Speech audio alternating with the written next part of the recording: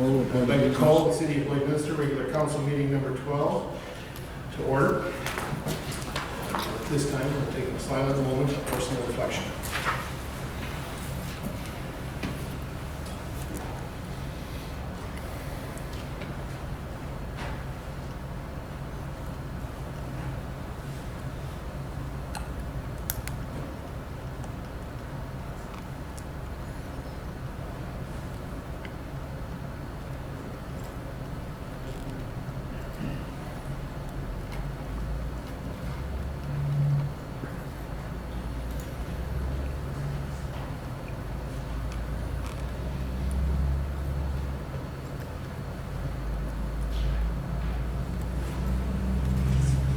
This time, I'd like to remind all members of council are obligated to declare a conflict of interest or pecuniary interest as per section 133 of the Lloydminster Charter regarding any item on the agenda.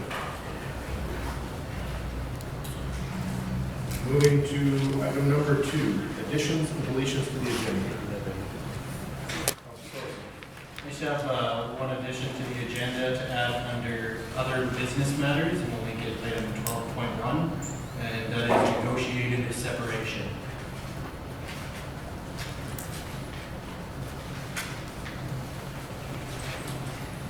Thank you. Anyone else have anything else? Not seeing any.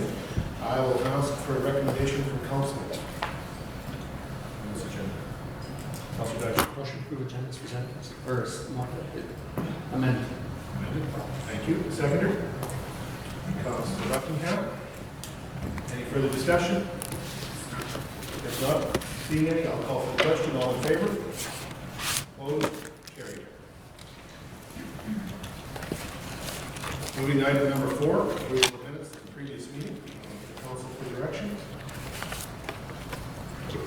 Councilor Buckingham. The regular council meeting minutes dated May 8th, 2017 be approved. Councilor Carson, any discussion? Not seeing any, I'll call for the question. All in favor? Opposed? Carried. Moves us to item number 5, business arising from the minutes. Not seeing any noted. We'll move to item number 6, the consent agenda. 6.1 has a multitude of items on it. I'll look to council. Is there any discussion, questions? Councilor Baker. Thank you, Your Worship. As we all know, we received our packages and we were all tied up pretty well up to the weekend, but in our consent agenda, there was a financial report for March and April. And there was about 200 pages, give or take, of financial information. And if anybody tells me they went through it all in detail before the day, I'm not sure I'd accept that as an explanation. And I'm just wondering, more than anything, it's a debate, it's a procedural thing. That if we can deal with those kinds of large volumes of financial information in that way, rather than showing up 2 or 3 days before a council meeting, because I don't know, I have a struggle to really read that stuff and then believe that I'm coming to council and sticking my hand up to vote for or against, and believe that I have real knowledge of what's going on in the financial side. So I don't know what I'm even asking you, Your Worship. But one thing do know I am asking you is there a better way to do this? Because we got 2 months, I don't know how many pages. And if it's not a problem with anybody else, I guess I gotta read faster or something, but I really don't have a grip on that at all. Any other comments? Councilor Torres.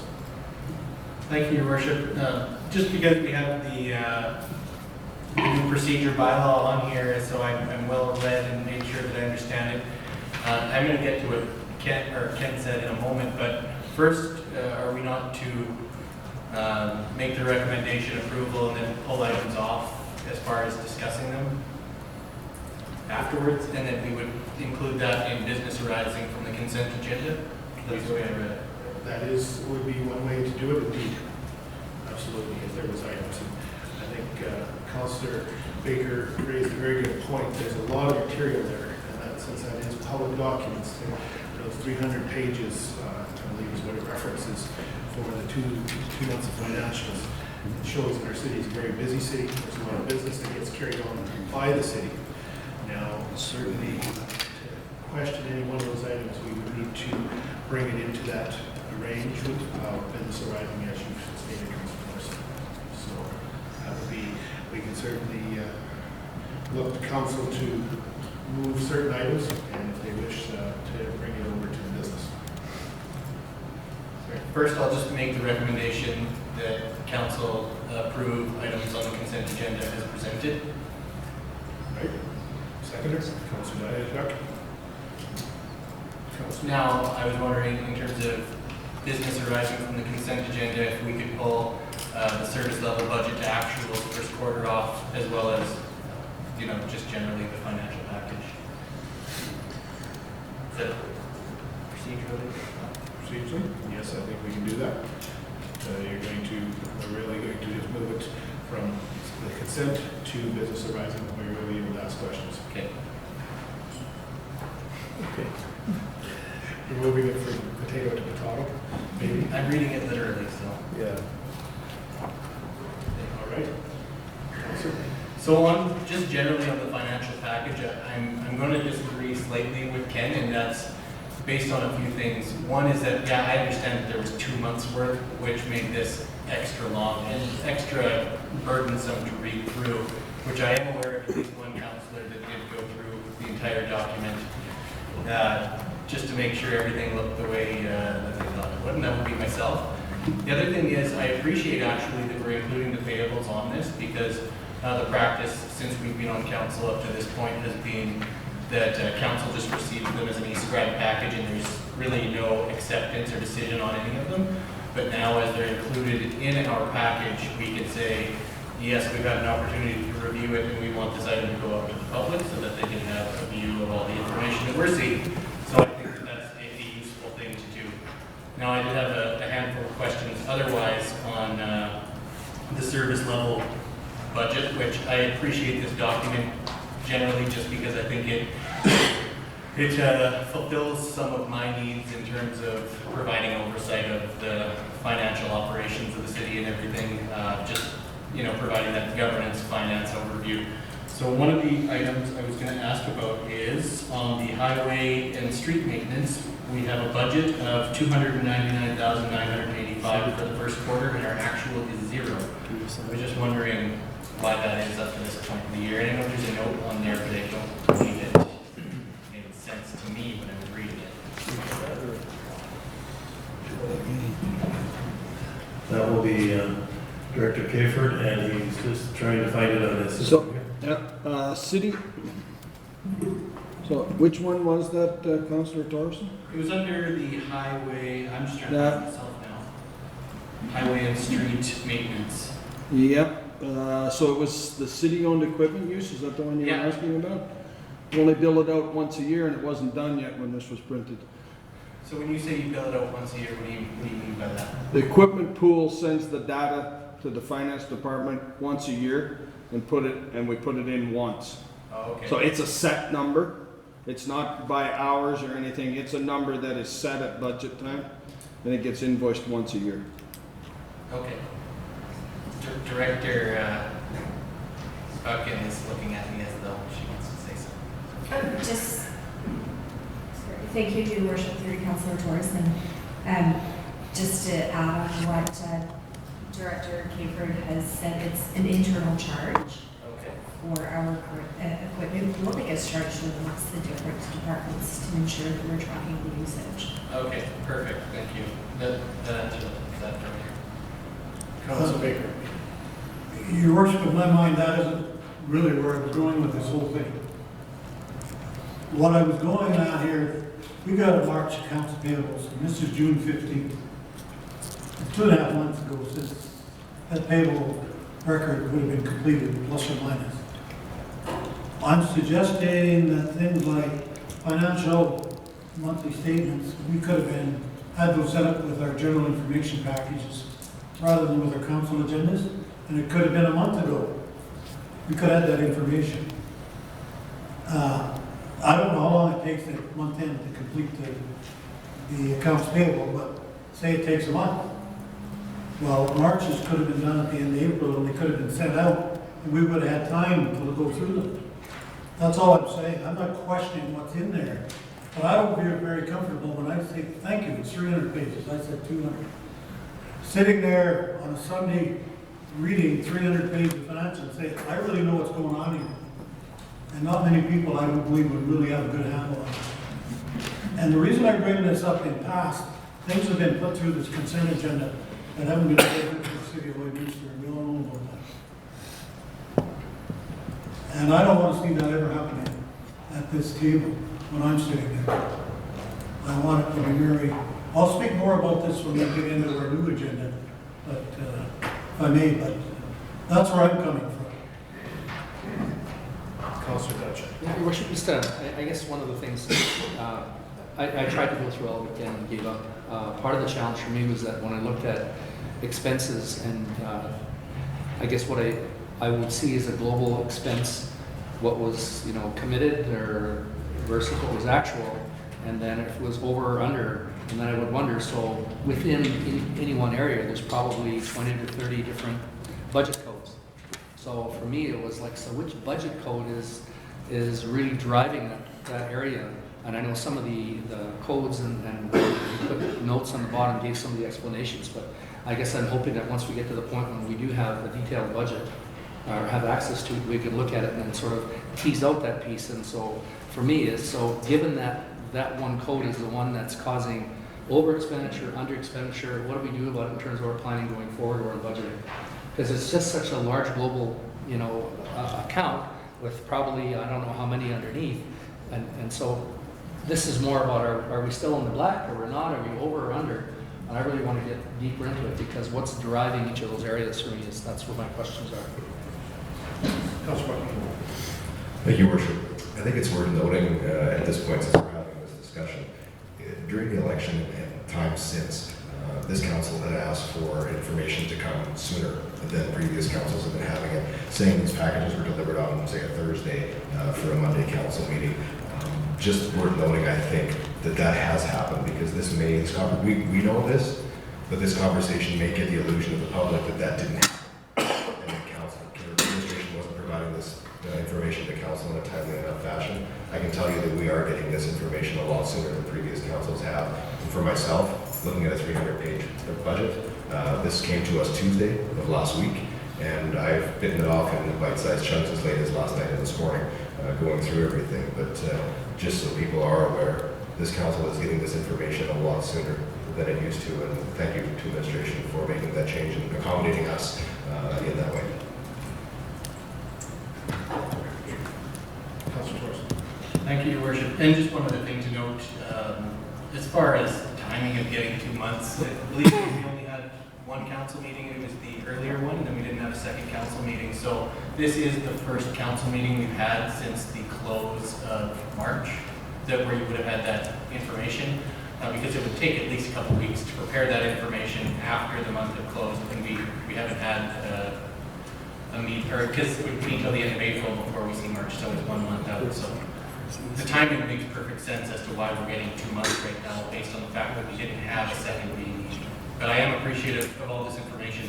It is still, I'd love for our new financial data so we can get to the next level of depth, because I think it would tease out more questions and provide generally better oversight. But even this in and of itself is a good first step towards what we're looking to do. Thank you. Councillor Baker. Your Worship, let me go back to the March accounts payable. Whether we get it 5 days or 3 days before the next council meeting, 3 months, 2.5 months later isn't the issue. When those March accounts payable were completed mid-April, they could have been sent out as an information package at that time. You don't have to wait till we have another council meeting a month later. It's got nothing to do with the council meeting. It's just like our having information ahead of time so you've got time to study it, or a report. You don't have to wait for a council meeting to do that. So those, as far as I'm concerned, that financial information, when it was ready, could have been sent out. If in fact the accounts payable were completed in mid-April, I don't know the timing, Lisa, but they could have been sent out as an information package for anybody that wanted to read it. That's all I'm asking. It's not about, I really appreciate giving these on Tuesday instead of Friday. Not a question, it's not about that. Appreciate that, Councilor Baker. I think that's some of the things we've had in the I past. was beat up on that pretty good, but Yeah, we've had some change, and I look to the city manager and possibly the city clerk in our procedure bylaw, all the changes we've made now that we've gone to GPC and some of the things. Is it possible, as we had in the past, that monthly information package to council members, as Councilor Baker alluded to, is it possible that we can go back to simply that information package being sent out as information in the case of the financial reports? Yes, it's possible. Excellent. Councilor Baker, I think there is an option we've got there, and to answer that question completely. administration look at it. Yep. Yep. Absolutely. Okay. So I believe we have a resolution on the floor that needs to be dealt with. And, Councilor Torres made, seconded by Councilor Diachak. Any further discussion regarding the consent agenda? If not, I'll call for the question. All in favor? Opposed? Carried. I believe we do need a second recommendation to accept 6.2, or was that included in as consent? Just so I'm clear. Okay. Carried forward. Excellent. Now we'll move on to item number 7. Any other business arising from the consent agenda? Not seeing any. I'll move to item number 8, public proclamation.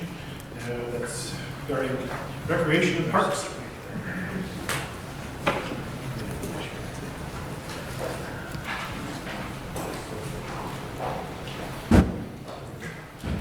Certainly, I'd like to welcome our Parks and Recreation team from the city. Come up and join me. We're well represented today. Come on up.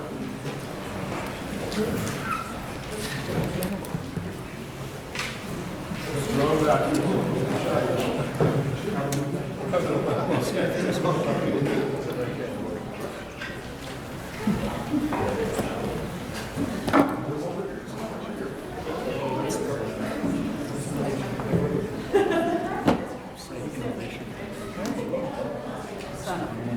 Yeah, it was going to say it's you need help.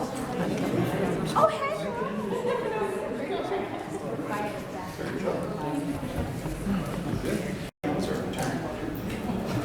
It's my pleasure today to proclaim June as Recreation and Parks Month. Whereas in Saskatchewan, we are fortunate to have a variety of recreation and park systems providing countless recreational opportunities for residents and visitors from around the world. And whereas recreation enhances the quality of life, active living, and lifelong learning, helping people live happier and longer, develop skills, and possess a positive self-image in children and youth, developing creativity and building healthy bodies and positive lifestyles. Whereas recreation, participation builds family unity and social capital, strengthens volunteer and community development, enhances social interaction, creates community pride and vitality, and promoting sensitivity and understanding to cultural diversity. Whereas recreation, recreation, and leisure education is essential for the rehabilitation of individuals who have become ill or disabled or disadvantaged and who have demonstrated antisocial behavior. And whereas benefits provided by recreation and parks programs and services reduce health care, social service costs, service to boost the economy, economic renewal and sustainability, enhance property values, attracts new business, increases tourism, and curbs employee absenteeism. Our parks, open spaces, and trails ensure ecological sustainability, provide space to enjoy nature, help maintain clean air and water, and preserve plant and animal wildlife. And whereas all levels of government, the voluntary sector, and private enterprise throughout the province participate in planning, development, and operation of recreation and parks, programs, services, and facilities. Now therefore be resolved, the Saskatchewan Parks and Recreation Association does hereby proclaim that June, which witnesses the breeding of Saskatchewan and serves as a significant gateway to family activities, has been designated as June as Recreation Parks Month, which will annually recognize and celebrate the benefits derived year-round from quality public and private recreation parks and resources at the local, regional, and provincial levels. Therefore, the city of Lloydminster is recognized in recognition of the benefits and values that recreation, parks, and leisure services provide, as hereby declare the month of June is Recreation and Parks Month. Signed this 12th day of June, Mr. Mayor. I would like to speak on behalf of this great team, folks that bring us parks and recreation every day. Yeah, we've got lots of planned this month. Of course, we do the Leading Canada Day on July 1st. But check out the parks, check out the recreation centers, and enjoy yourself. There's many programs that you can find on the Lloydminster website. Thank you.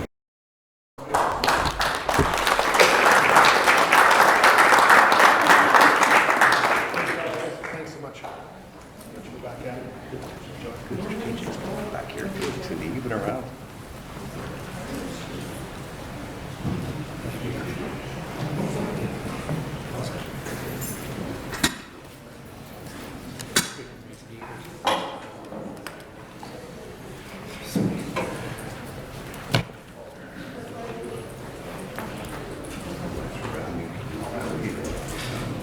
At this time, we move to item number 9, public hearings.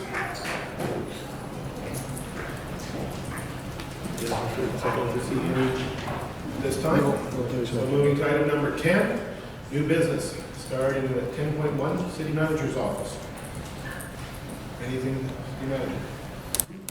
Primarily, everything is in the agenda today, and but I just wanted to touch base with council, let you know that we had an event over the weekend that was exponential to what we're used to, and I wanted to let you know that things are under control. We've had a little bit of damage, but we have that being assessed both in the city's facilities. However, it's not major, I believe. So you'll see us out having to restart the street sweeping venture again because of the flooding that took place. It's quite significant with respect to the deleterious material being strewn over the streets again. So, today we launched with a sojourn, I believe it's again, for the Border City Casino. So those are some of the major items, and if there's any questions, I'd be happy to respond. Thank you, Worship. Through the city manager. First off, for myself, thanks to all the city staff who put in a ton of hours over the weekend dealing with an event such as this. This isn't an easy stretch to get things done when something like that happens. So I would believe that if you believe everything you read and see, that they don't get enough credit. And it's not an easy thing to do. So my thanks for all of that. Secondly, I have been asked by a few members of the public about a program that, of course, previous to me, I'm not familiar with it, haven't spent any time researching it when we had some flooding issues in years past. Is there some place where residents can bring their concerns forward? Is there something set up directly?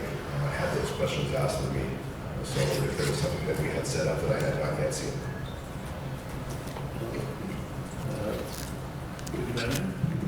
I'll ask Director Kayford to respond. I believe he was, just to respond to Councillor Buckingham, I do agree with you. The staff came in, worked long and hard hours, extra hours, not only the staff in a number of our departments, but also the RCMP, the fire department, a number of volunteer groups and so forth. So it was a city initiative, but our staff came to the forefront and we're committed to protecting the city. Director Kayford. Thank you, Your Worship. Councillor Buckingham, are you referring to just somewhere where they can report their concerns to the city, or are you looking at for where there's a program? Both, on both fronts, of course. So the city, we recommend that anyone that wants to report something to the city uses report a concern on the city's website. Those go directly to someone's computer and they all get responded to. As far as programs go, I would defer to Doug. Was it you was talking about that this morning? Yeah. Or Don? Yeah, thank you, Your Worship. Through Councillor Buckingham. Last year's event was over 2 days, and we had significant amount of rain over those 2 days. And there was a program implemented through the province of Alberta and Saskatchewan, where there was opportunity for residents to apply to get funding if there was damages that weren't covered through insurance. The assessment of this event isn't as significant as the last one, and to date the city hasn't applied for those programs. But we do encourage that if there is residents out there that has experienced damage that isn't covered by their insurance programs, that they do connect with the city and provide the information. Good, thank you very much, Your Worship. That's exactly what I wanted to hear, because it may not be the answer everybody wants to hear, but it's a question that was answered, appropriately timed that we have a council meeting today, so that we can get out in front of these things and discuss them. So we've had it here in the general public's ear that that's what they need to do to report those concerns, and I thank you for that. Yeah, my understanding is there's a form online under emergency management that they could fill out if they do have damages that they would like to report to the city. Great, thank you very much. Thank you again to the city staff. I think that they were out working late, and they worked throughout the weekend cleaning things up. And I'd encourage, if I could, citizens to help by simply making sure that the drain catch basins that have been covered with grass and newspaper and garbage and screwed and spewed around the city, you have one in front of your home, to just take the time and gather up that little bit. The city will be out working full force to ensure that they're open. Should we have another rain event later this week, the sooner those drains are open, just on the surface from the debris that's gathered. I think we talked about trees, we talked about grass, branches, and like I say, newspaper and litter takes its toll, because I observed some areas where there was still water, but it receded. There it was, the catch basin covered, the grates were covered with the debris, and the water couldn't go. So, Councillor McGraw. Sorry, just one other quick question. Is just, we're starting the street sweeping all over again? Or we're starting that from the beginning route, or are we just going to carry on from where we were and then go back to those ones we've already done? Just for routing purposes. As far as I know, we're going to carry on with the program and go back to the ones that need to be redone. Perfect, thanks. Thank you, Director. Anything else before we move on? Not seeing anything, we'll move on to 10.2, Legislative Services, 10.2.1, Bylaw. City Manager. Yes, this is Your Worship, Council, this is a first reading request for procedure bylaw. Recommendation that Council grant bylaw 14-2017 procedure bylaw first reading to align the new governance model with the procedure model. So there's a little background there for you to review. We've given you some options. Council grant the first reading ensures our bylaw aligns with the new governance model. You can also review it and direct it back to administration for whatever adjustments. And you can ask for more information. Any questions of Council? Councilor Baker. Thank you, Your Worship. Further to my earlier discussion today and my concerns with the consent agenda, this is very timely. I don't know if this is appropriate, but I'll ask, and then you can straighten me out if I'm out of order here. Item 15 of article, or bylaw, proposed bylaw 14, 2007, it deals with the consent agenda.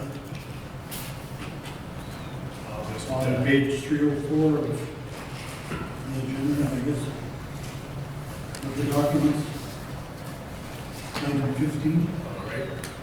All right. If I may, Your Worship, the council, point one is the council agenda portion of the meeting is moved and voted upon without debate as one item regardless of the number of reports included. The question I have, who determines what's in the consent agenda? That's a question. The second thing is approval of the consent agenda shall include approval of all recommendations contained in respective report. I have trouble with that. But the big one is the third one. If the council wishes to debate an item included in the consent agenda, a motion to add the item to the council meeting agenda must be made, seconded, and carried before the council meeting agenda is approved. Items removed from the consent agenda will be discussed under business arising from consent agenda, following the approval of the consent agenda. I don't know where this came from, this consent agenda, but quite frankly, I'm opposed to the whole consent agenda idea in this package. I believe that consent agendas are a way to get rid of stuff in a hurry, and I accept that part. But I know that many consent items over the years have been missed, and they've slipped through the cracks in city council because it gets whitewashed with one swap. I have no problem with the consent agenda if we deal with the consent agenda when we hit the consent agenda and there's 10 items. Any council member can ask to have item 3, 7, 5, or whatever, removed from the consent agenda and dealt with as a separate item. And then deal with it as a separate item. Rather than bury them in a whole bunch of, this one isn't bad today, I think we only had 4 on the consent agenda. But I don't believe in the consent agenda. I think it's a way to get rid of stuff, and there's a real danger to council that things can get slipped through if you don't pay attention well enough. So, item 15 in general, just for the record, I'm speaking against that agenda in bylaw 14. Why it changed to read like this, I don't know, or where it came from, but there's no reference to where it came from in the report, but I just don't believe it's the right way for council to be doing. Thank you.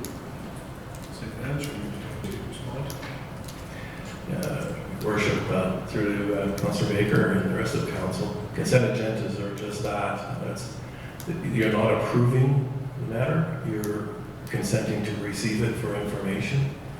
And the agendas are built by the agenda committee, which is the mayor and deputy mayor and key staff, myself and key staff. So what we would hope is that what goes into consent agenda is simply for information, and that you're not needing to debate it. If you are needing to debate it, what this section says is that at the beginning, when you're going to approve your agenda, you pick that out and say, there are a number of matters in the consent agenda that I would like to have as business arising and discussion or more information, whichever is the need, and that be at the beginning of your agenda for the meeting. That's why I kind of wavered when you were talking about whether we could change it at the beginning of this session. You can do whatever you want as council, because that's council's prerogative. But that procedures, and this is normal under Robert's rules, this is normal, I believe this is in the former bylaw as well, word for word, I believe. I haven't gone back to look, but normally that's how it reads. You can change it if you wish, if you so wished within the bylaw. That would be your call, and to have the ability to pull items out of consent agenda at the time of that portion of the agenda. You could do that too. It's your call. So I'll leave it in your capable hands. Any other questions, Councilor Torres? Thank you, Your Worship. The only thing with regards to a consent agenda is I sometimes find it confusing. Like today, I even realized just afterwards reading it again that I did get it backwards. I ought to have pulled items off and then said I had to recommend approving the consent agenda without these items on it because I'd like them to be added to business arising. But just generally, I find that a little bit confusing, and especially with the way I think we've done it in the past, and is the way we've done it today, where we approved it prior to potentially having any debate in it, which is the way I thought it was supposed to be, which would be wrong because then you've already approved it prior to speaking to it. But the way it's worded now that I look at it again, yeah, I did get that backwards, and oops. So someone might just want to explain it to me one more time in detail in a separate setting. Thanks. Councilor Jackson? Yeah, Worship, just I guess the other part of it, that there are items of information, and yet I know in 15.2, it says include approval of all the recommendations. And so somehow implicit in that is that there are directives that are embedded in it. So I'm just wondering whether, that's the language that needs to be cleaned up, because I hear that it's generally information items as opposed to requiring any decision or recommendation for action. The financial reports are the financial reports. You can't go back and redo them. They're done. So it fits within that category. But certainly the language says that there are recommendations contained in there and which would require a motion. So that's where I guess as we're pulling this apart, I have a bit of a dilemma around the language. Councilor Baker? Just to close, your worship, I think the statement was made, we're accepting this as information. Yeah. I don't buy that. The way this reads to me is it's approved. And for today, for example, in the consent agenda, we approved the FCSS appointments. That's a decision, it's done. And I'm confused from this reason, maybe because in all the years around council, we dealt with it right or wrong, whether it was against orders or not. Every mayor that I ever worked with, I guess including my own days as a mayor, we did it wrong because we dealt with the consent agenda when we got to the consent agenda. And if you wanted to pull an item out, at that time, that's when you pulled it out. So maybe Your Worship, I'd just like to say, I believe that Councilor Baker is correct. And that's up to administration to clean that up as well. Because when we're asking for approval, we're not asking for consent agenda. We're asking for council's approval.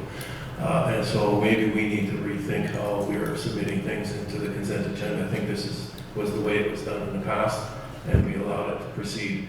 And we probably should be rethinking whatever needs council's approval should come forward as business for approval. Yes. And whatever is consent, which is meaning you've seen it, you make a motion to accept it as having been received for information, basically, in the consent agenda. So there are two different issues there, and I think we'll clean that up a little bit. We'll clean up the draft bylaw, but you can approve it because it'll be amended in second and third reading. So you can go forward.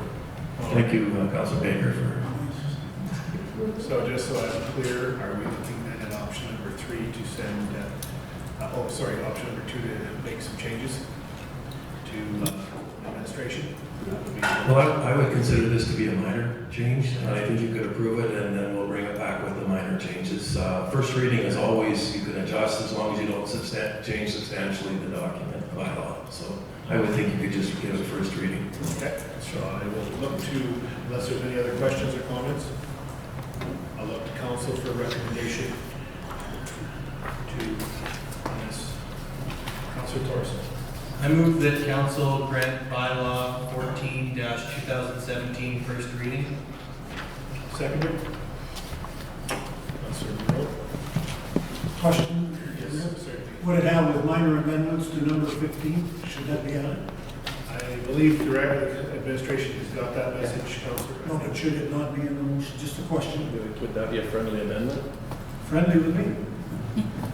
Friendly with me? A friendly amendment approved, accepted by the mover and the seconder? Okay. So be it. Any further comments or discussion before I call the question? Thank you. All in favor? Opposed? Carried. Moving on to the agenda, item 10.3, community services, 10.3.1.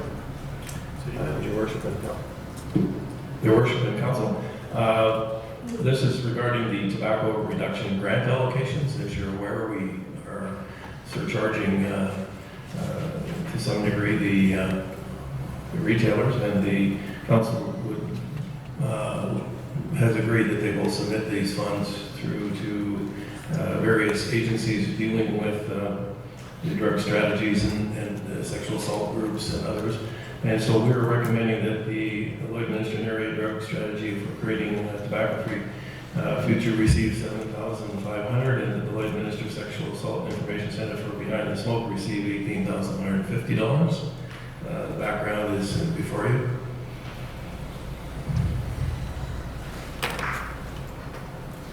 We received a number of applications. Any questions or comments from council administration?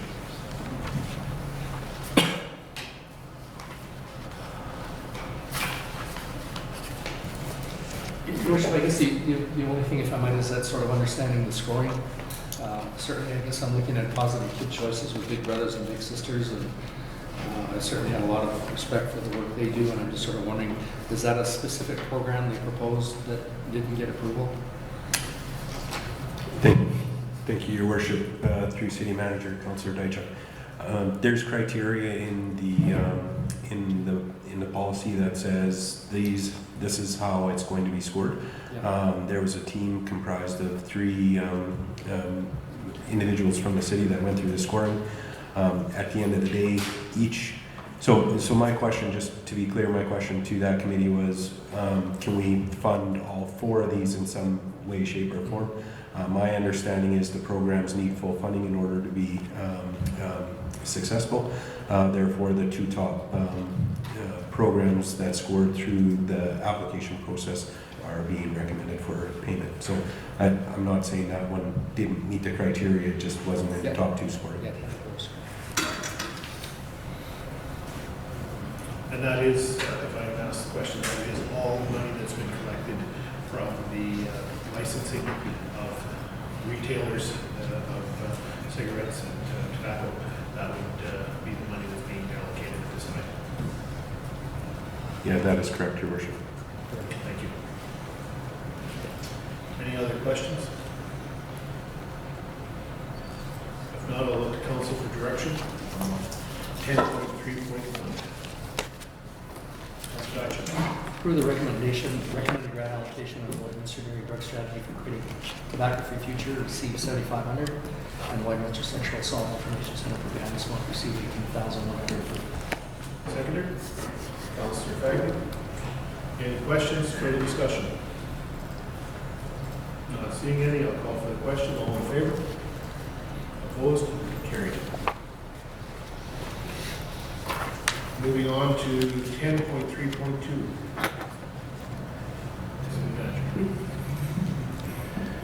The council approved the expenses of $157,941 for water main upsizing and T-connection to the Alberta Central East Water Corporation, commonly referred to as ACE. They've been working with the design and tender of the regional water system. We have an agreement. We will retain ownership of the system that runs from 70th and 67th Street to approximately 1,360 meters west of 75th Avenue. Additional costs have been identified in regards to upsizing the water line and providing a connection T at 75th Avenue. There's some background there. Essentially, my understanding, and I'll allow Councillor Stagg to respond a little bit here as well. My understanding is we want to upsize it so that we can service the airport and perhaps any other developments along the way. So go ahead, Councillor Stagg. Thank you, Your Worship, through City Manager.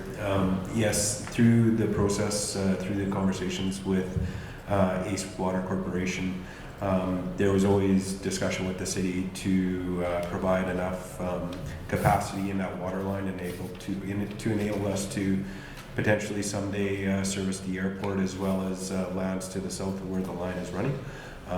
Through the process, we've finally got an actual cost in order to provide an upsized pipe as well as connections and valves in order to service that in the future. The total cost is $157,941. This is a budgeted item. It wasn't an item we had within our capital budget.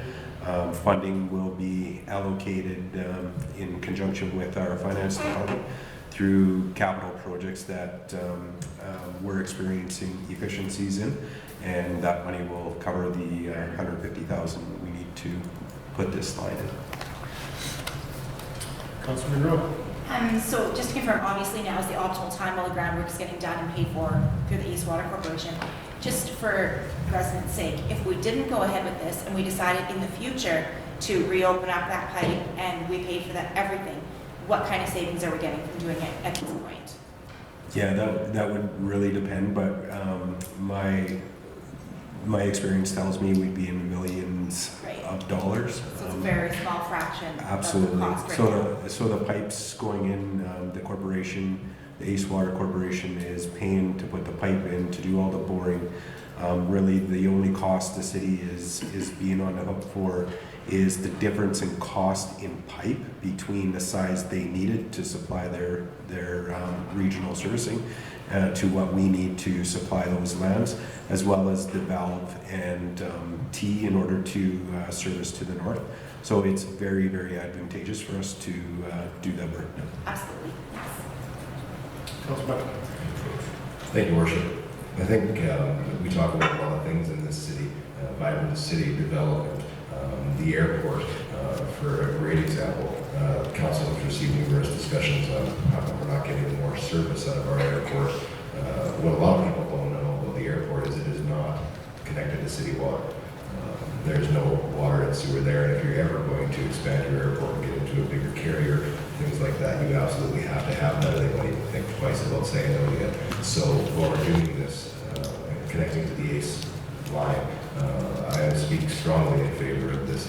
To me, it's an absolute no-brainer for future development and the growth of our city. Just to say that I'm completely in favor of it. I think if we don't do it in 5 or 6 years, whenever we're going to be doing it, we're going to be questioned, why wouldn't we have done that? So I realize it's not a budgeted item, but it's just a no-brainer, or just common sense. So, Your Worship, just a question, Director John. The distance that you have in there, 1,360 meters, does that take us to the end of the urban expansion? Yeah, thank you, Your Worship, through City Manager Councilor Dichak. I was going to put a point of clarification in there. The line between our 70th Ave connection and all the way over to the end of our airport property line, which is about 1,360 some meters, is going to be owned line of the City of Lloydminster. So ACE Corporation, through the contract, will be paying for the pipe, will pay for the installation up until their booster pump station east of the airport land. So the line is going to be ours, and we're just asking it to be upsized and paying for that difference. So they're paying to install it, we're paying for the additional size to meet our additional capacity to the north, and the line will be ours to connect to in the future. Okay, so just to follow up, I guess, so that the, what's it called, the transfer station. So I'm assuming the transfer station is where the metering of the water will be occurring. And so I guess back to it, I'm not sure I heard the answer I was looking for, is that, so when we look at our maps of urban expansion annexation, does this take it to the anticipated next part, or is it still some ways to go before we get there? This would take it to the end of city boundary. Okay. Essentially, the booster station would be directly on the quarter east, or west, apologies, west of city-owned asset.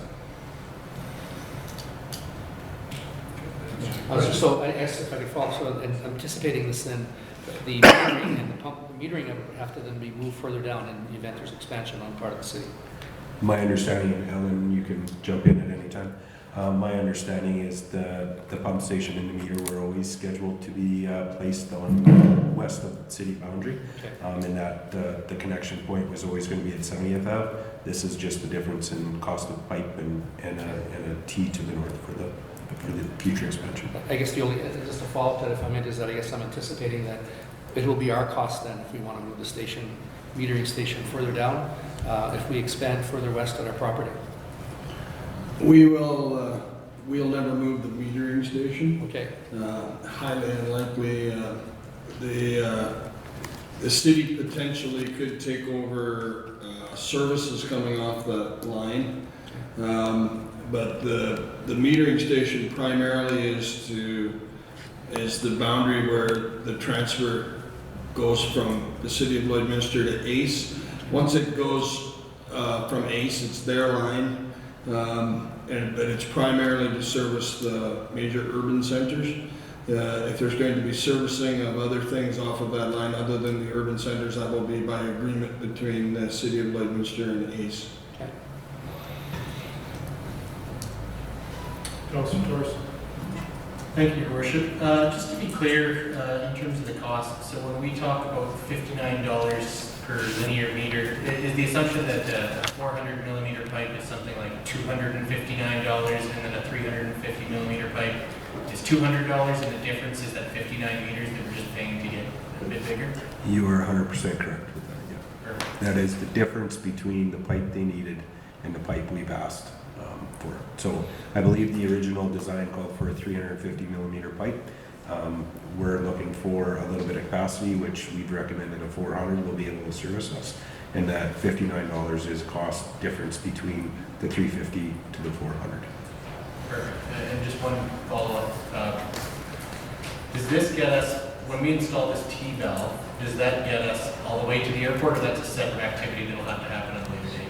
Yes, Your Worship, through Councilor Torsten, that will be another project in the future. This just puts the T in order for us to, there'll be a T and a valve to the north that essentially when we do go to run those services to the north or to the south, that there is a line, we wouldn't have to shut down the Ace Corporation line in order to tap off that. So the infrastructure is there in order to isolate the extension to the north. Councilor. Thank you, Your Worship. It's good debate. We can't do without this line. It only makes absolute sense to do it. The transfer station, wherever it is today, and the extending pipe that goes west, if that becomes city land, we would just purely and simply give an easement to the Ace Water Corporation, I would assume, if it becomes part of the city's properties. We wouldn't touch that line and we'd be crazy to, because that's their liability from the transfer station. The transfer station west is their responsibility, right? If the annexation we're working on right now goes ahead, some of the land out there sooner or later will be within the city. And I would assume you don't have a servicing plan now, but somewhere between, what is it, 75th? Between 75th, we're almost out there now. We've got industrial land right out to that road. If you're going west of there, you would tee off and go south in any case, I would assume. Because anything being built on the west side of 75th would require a whole new infrastructure map out there, I would think, to do that. So I'm speaking for the motion. It's absolutely the right thing to do. Any other discussion?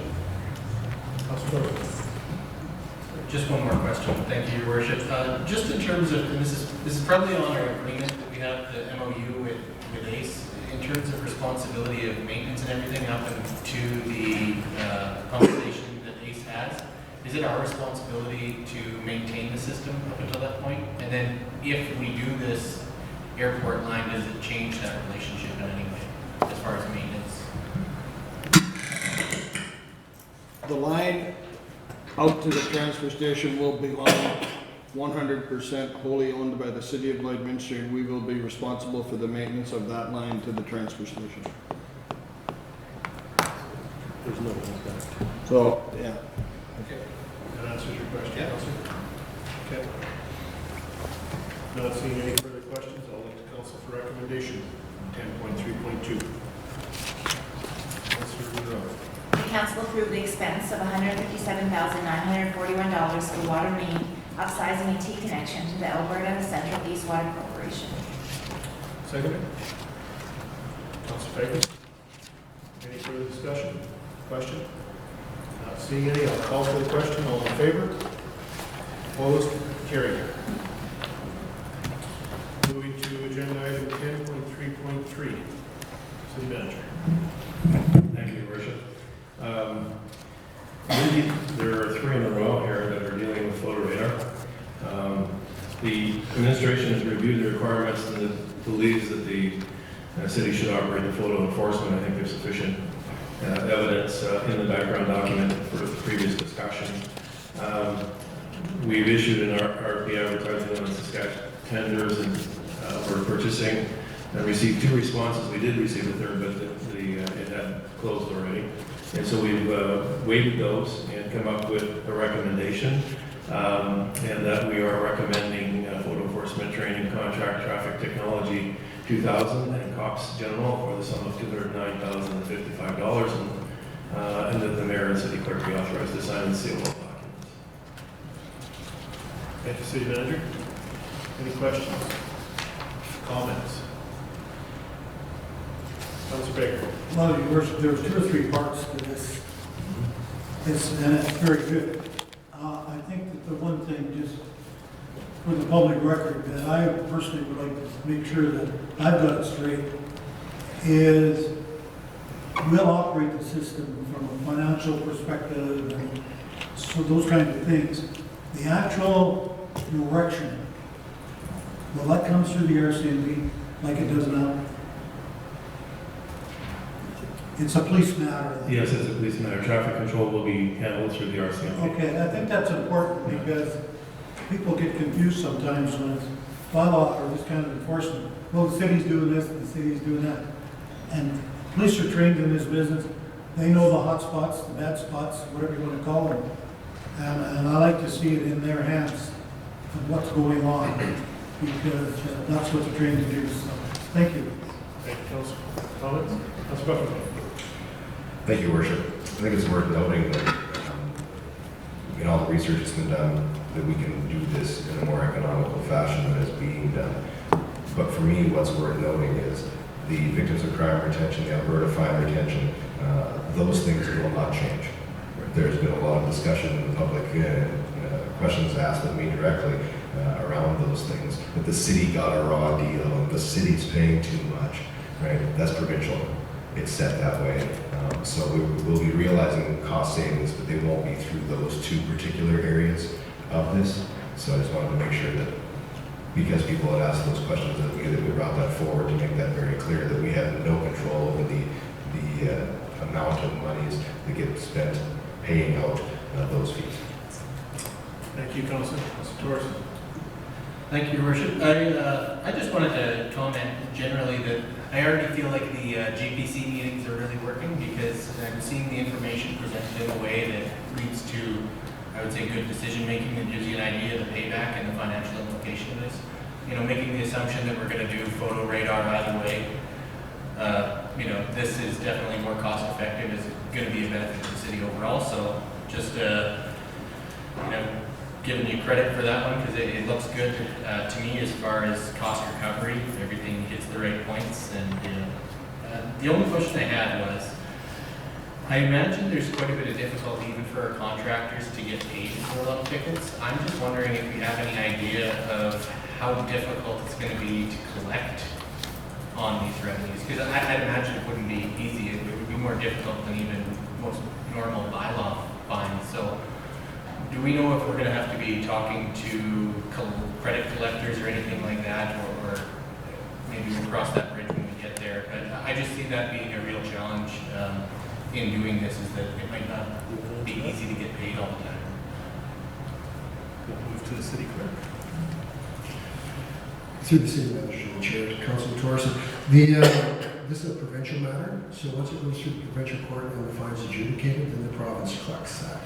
And then they provide that back. So persons who choose not to pay or ignore the fine, usually when they go to re-register, they go see it at that point. So they can be the ultimate collection agency. Provincial government. You end up in jail or something?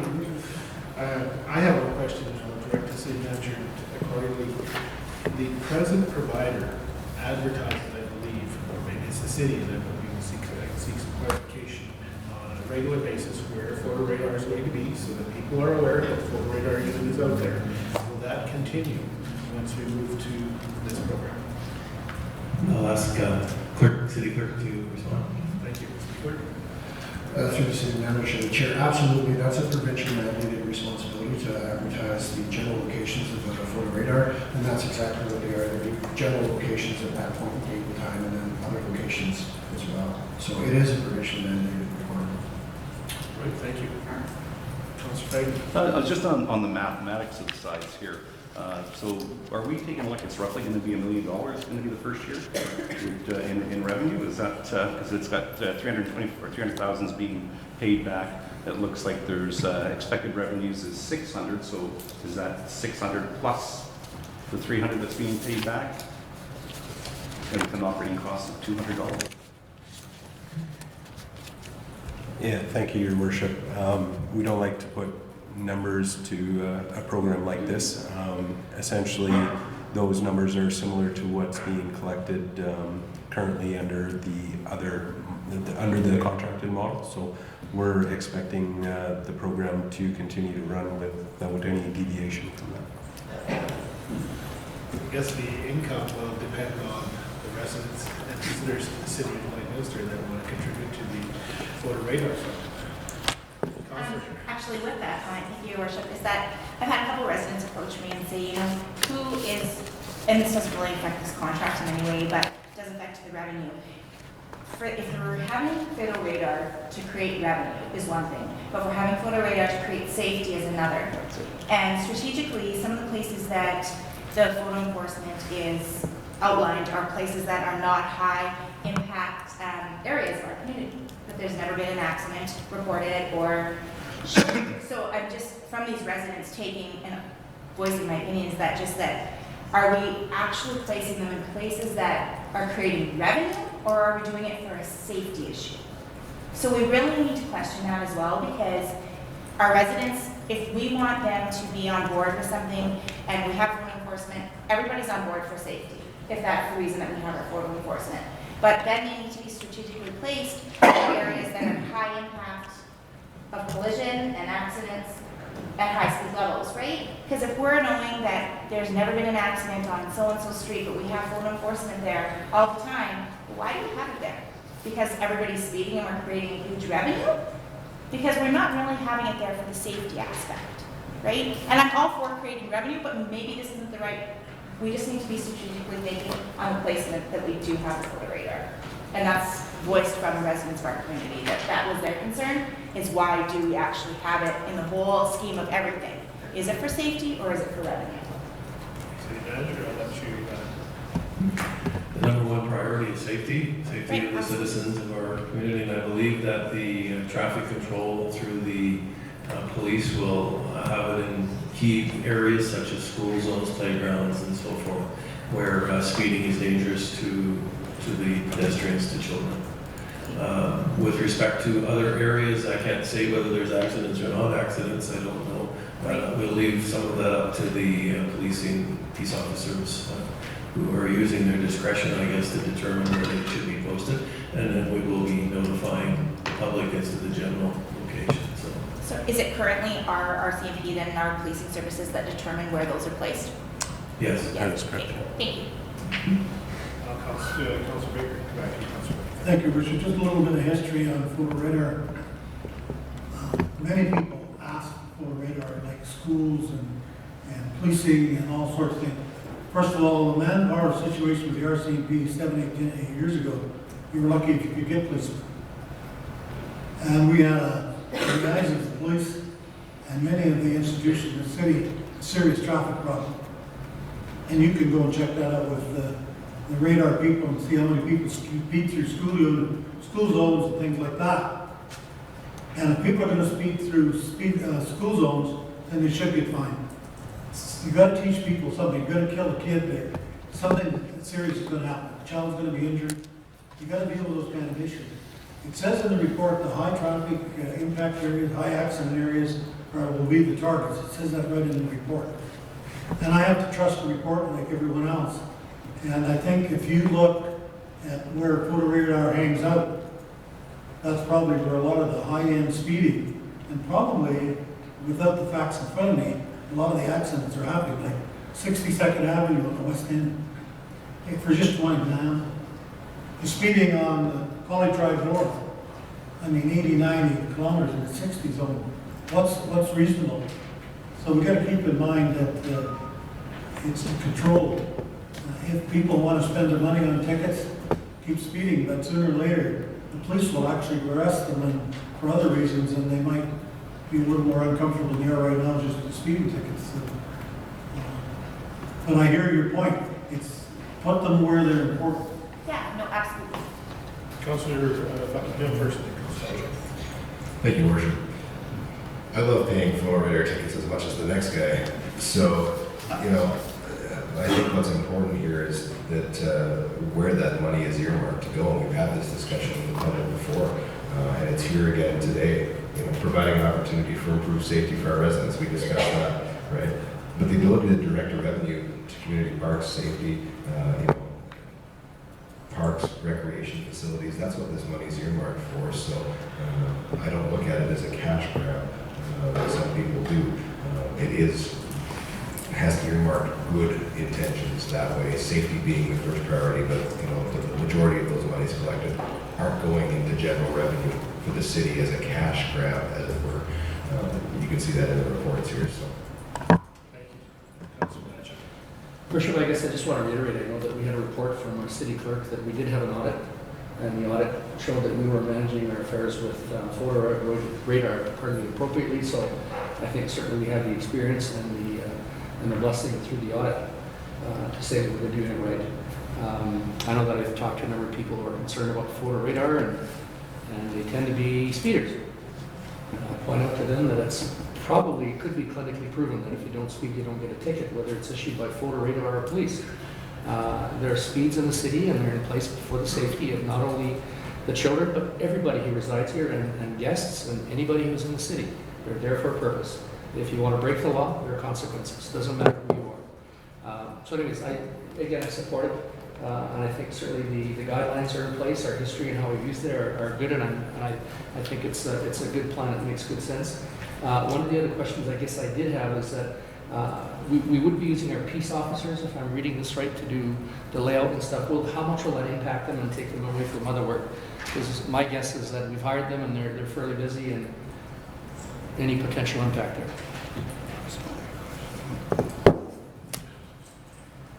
City Clerk, you have a concept there? Thank you, City Manager, Chair, Councilor Diachak. There's a plan to increase staffing once we get the program up and running. We feel that with the changes that we're making to our staffing, that yes, it'll put a strain on us, but we feel that we can, at this time, work through those processes.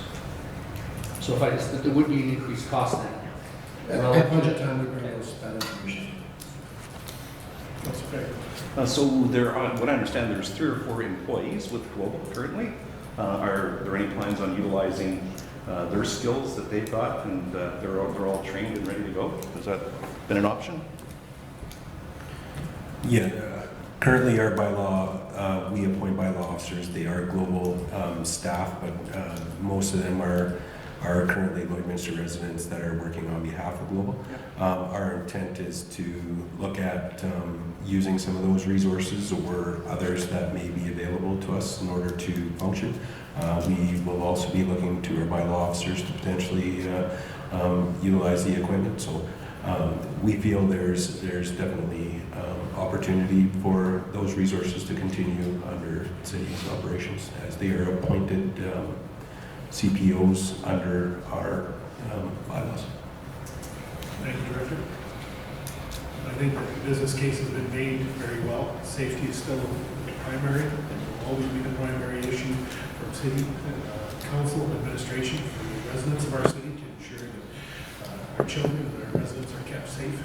I think from a business model, I don't think this is any clearer that we retain less than 10% from total income. I know we have nothing, as I say, no skin in the game, but certainly when you're giving away over 60% or 50% of your gross to the operations, there's something here that I think we can, administration can forward a plan that can easily alleviate that. And as we will deal with shortly, where will the proceeds go? Will be to enhance safety in our community. And I think that anytime we can enhance the safety, because that's why we're doing it to start with, is for the safety of the community, and we can provide enhancements to the safety program in our community. And again, it'll be governed by the residents of the city and those traveling through. If you obey the speeds, as you mentioned, Councilor Diachak, this program will come to an end. And I think we'd all agree that would be the first choice. I think anyone in the law enforcement industry, certainly the RCP, would be the first to compliment us that we can have people slow down. There are tools, and this is one of the tools that we need to act on. So with that, if there's no further questions, I will call for the question. Councilor?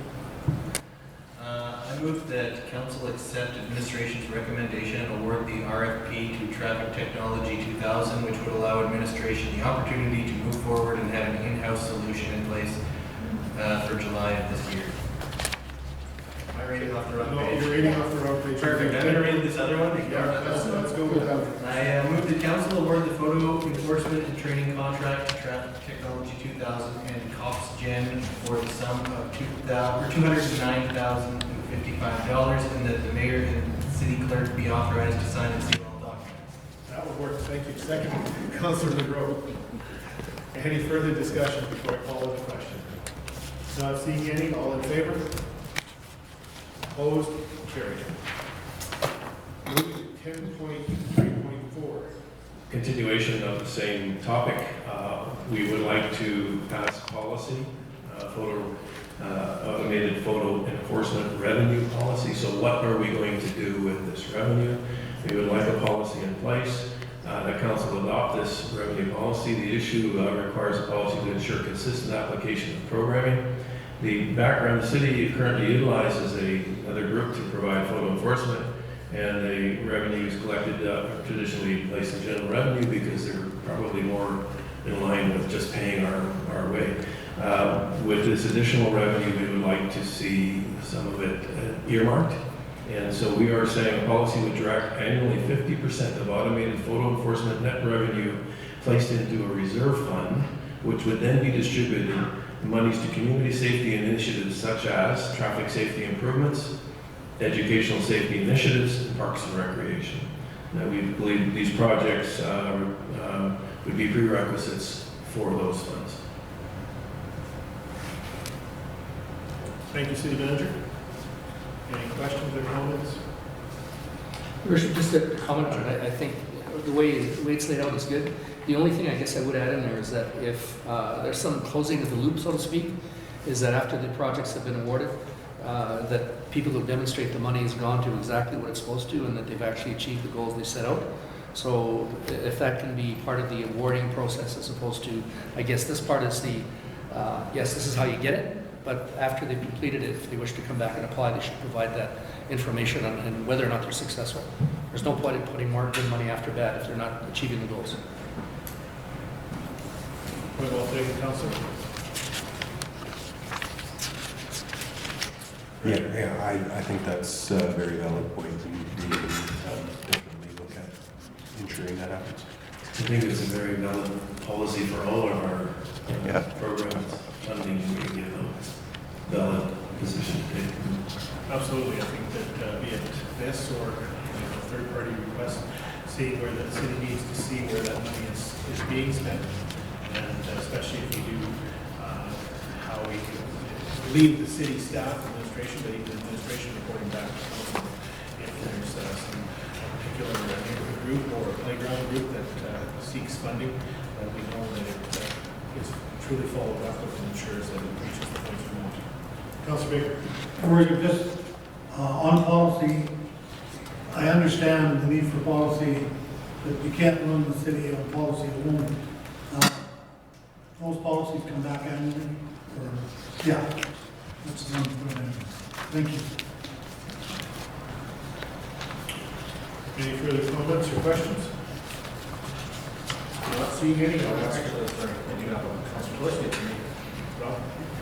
I just wanted to make a quick comment on this policy in general, and it's that I really like it.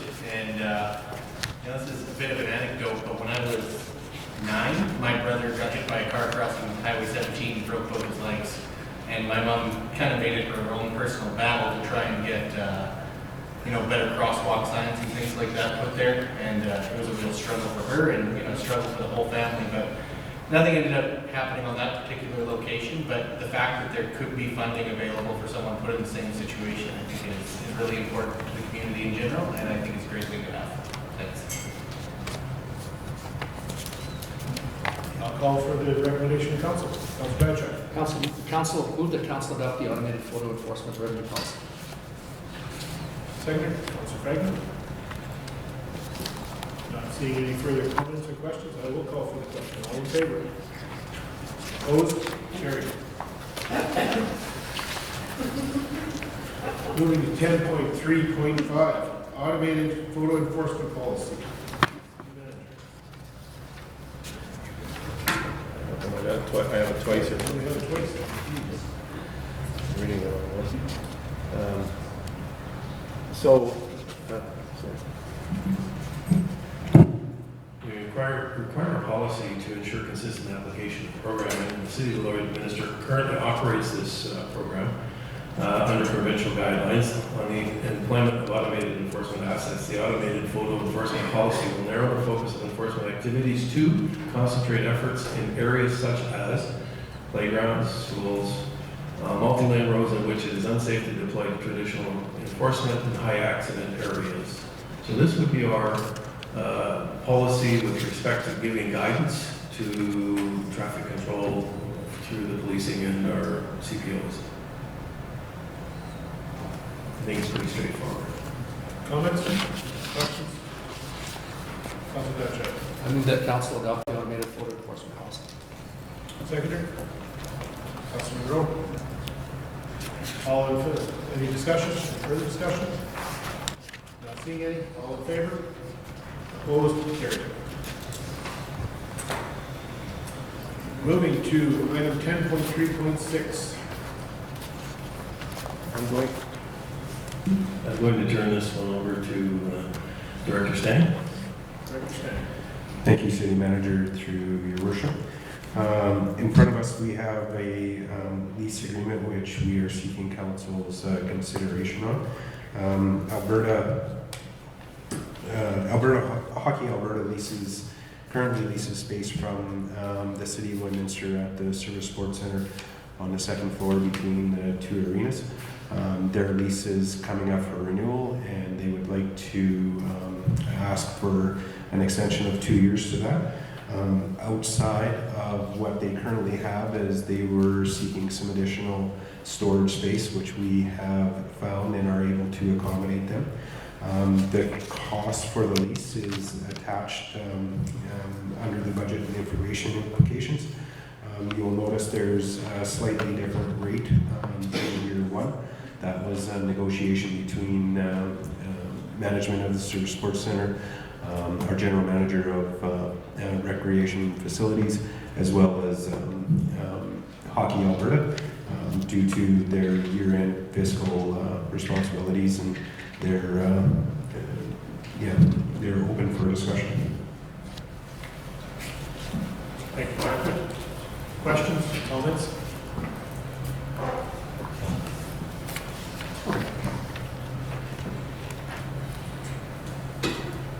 I'm just trying to mentally figure out where that space is in the building is.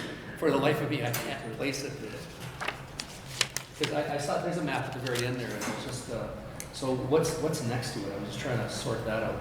So if you look at that map, if you look on the bottom portion, that's the area that heads over to the walkway between the hotel and so it's right on the east end of the two arenas, between the two arenas. Got it.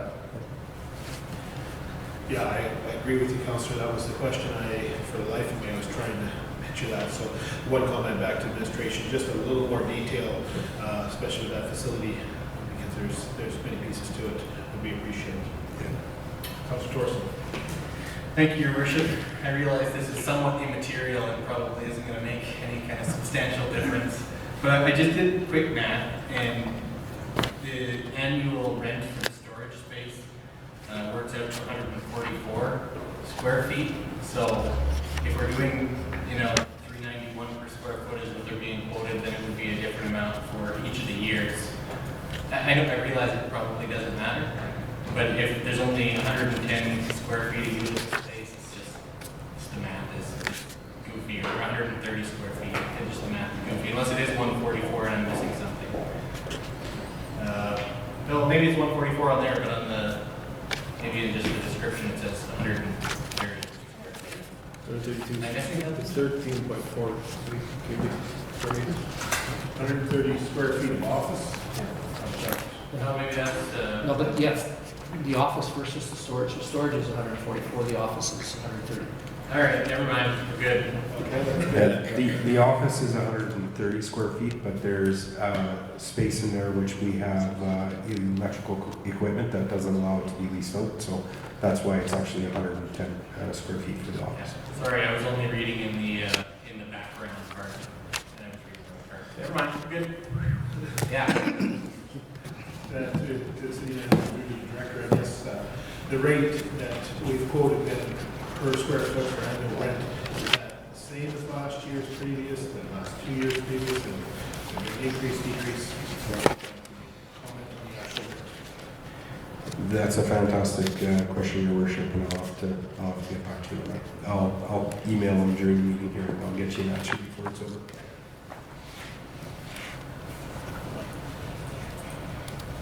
Any other questions? At the end of the day, Your Worship, it's a rate that we feel is equitable for both parties.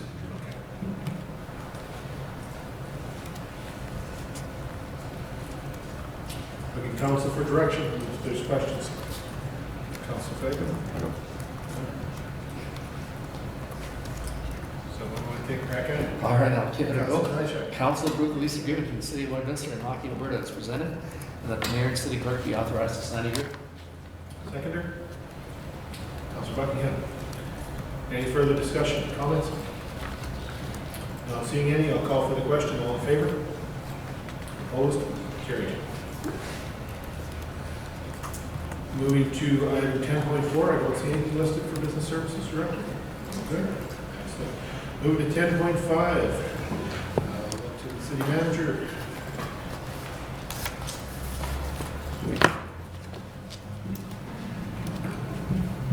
We're looking at the advanced metering infrastructure, which is a fairly major initiative for the city.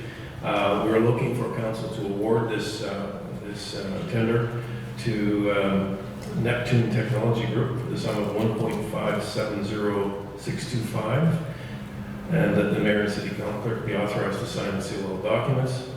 We are deploying an advanced metering infrastructure system, which is quite unique and quite advanced, to collect water consumption data for the purpose of supporting an efficient billing system that enhances customer service and promotes water conservation.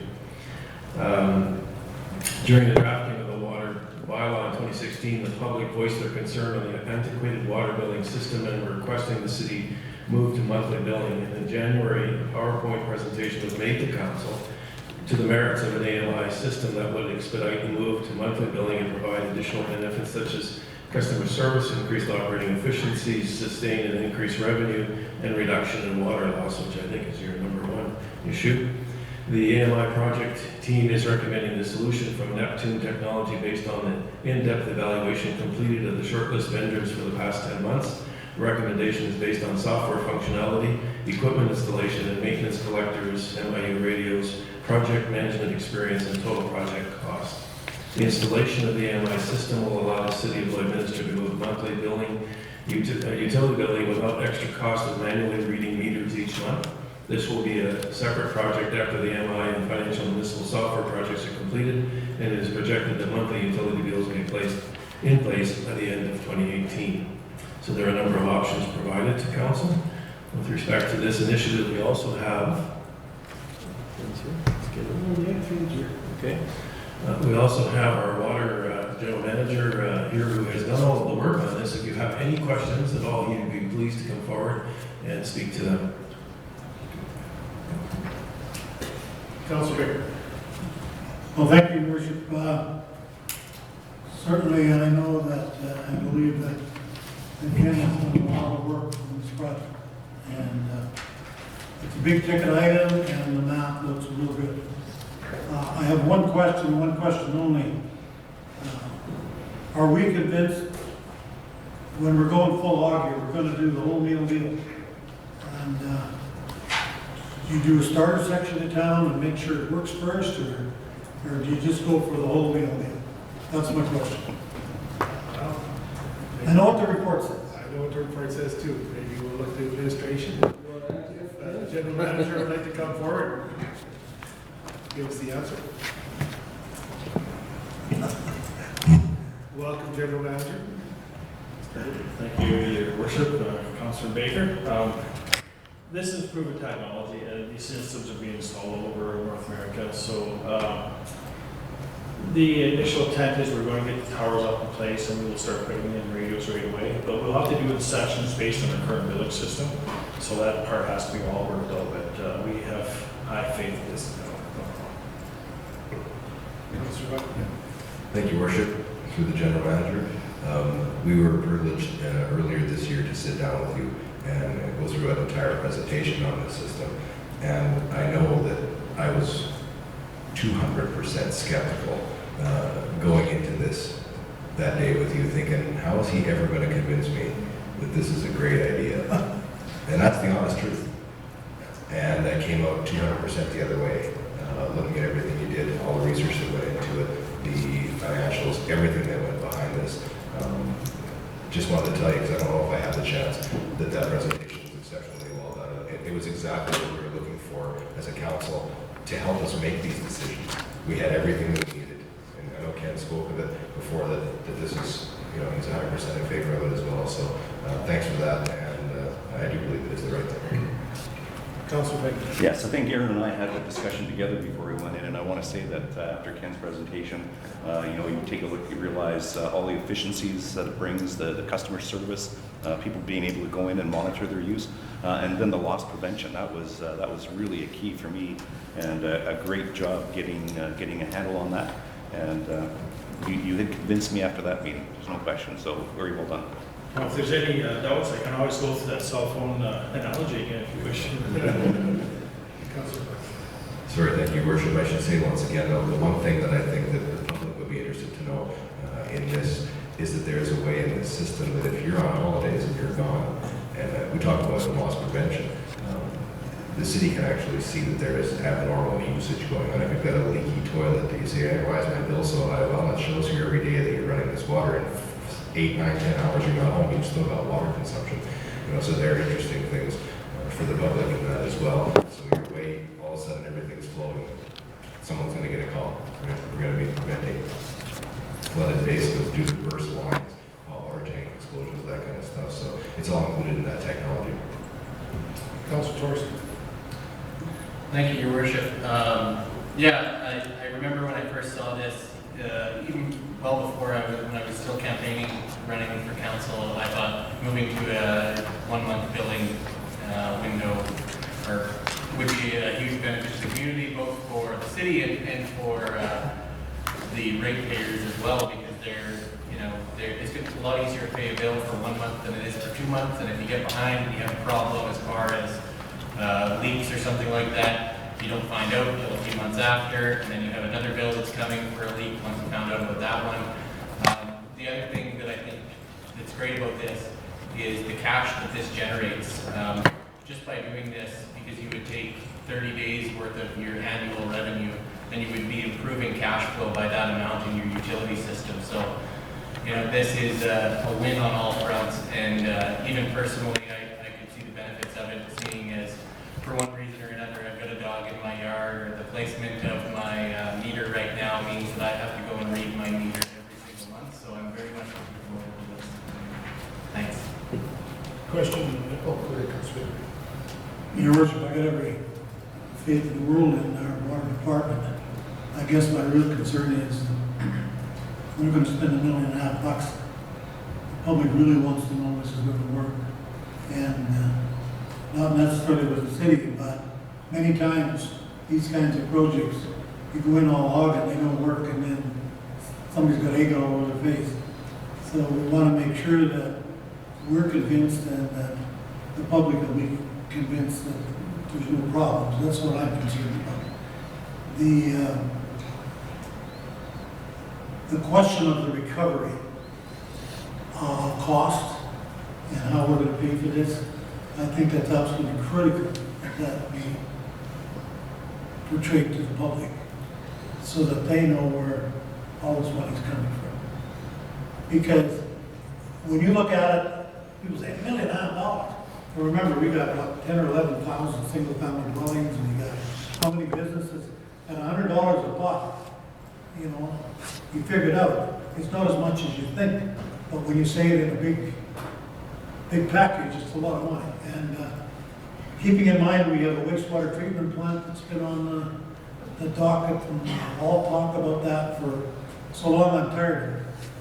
And so we've got to be very cognizant of how we have the right information so we can give it to the public so they can understand what the decision is going to be made today, if we approve it or not. So that they can see the benefit.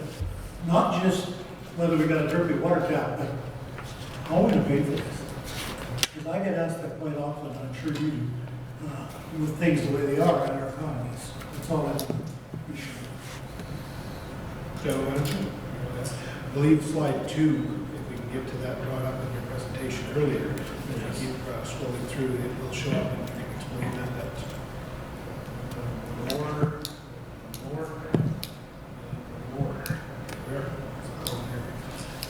So I looked at that too, as you know, the cost savings and all this. So we looked at just the meter reading portion itself, the cost we're paying right now per read. Of course, that's going to double once we go to monthly billing. And I did all these projections up to a 15-year cost.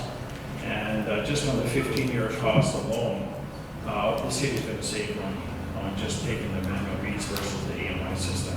That doesn't include all the savings that we're going to see benefits for capturing us revenue through, travel and other issues we've been identifying over the last few years. That's a great report, Manager Kennedy. And I think those kind of things got to be made really public, put out there, and we're putting our name to it and saying, this is what we believe.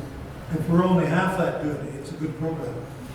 No, really, nothing's perfect. I think the key thing is here too is customer service. I'm not sure how you put a dollar value on that, but we are really looking forward to the customer service aspect of things. Helping customers out dealing with high water bills and why they're using so much water.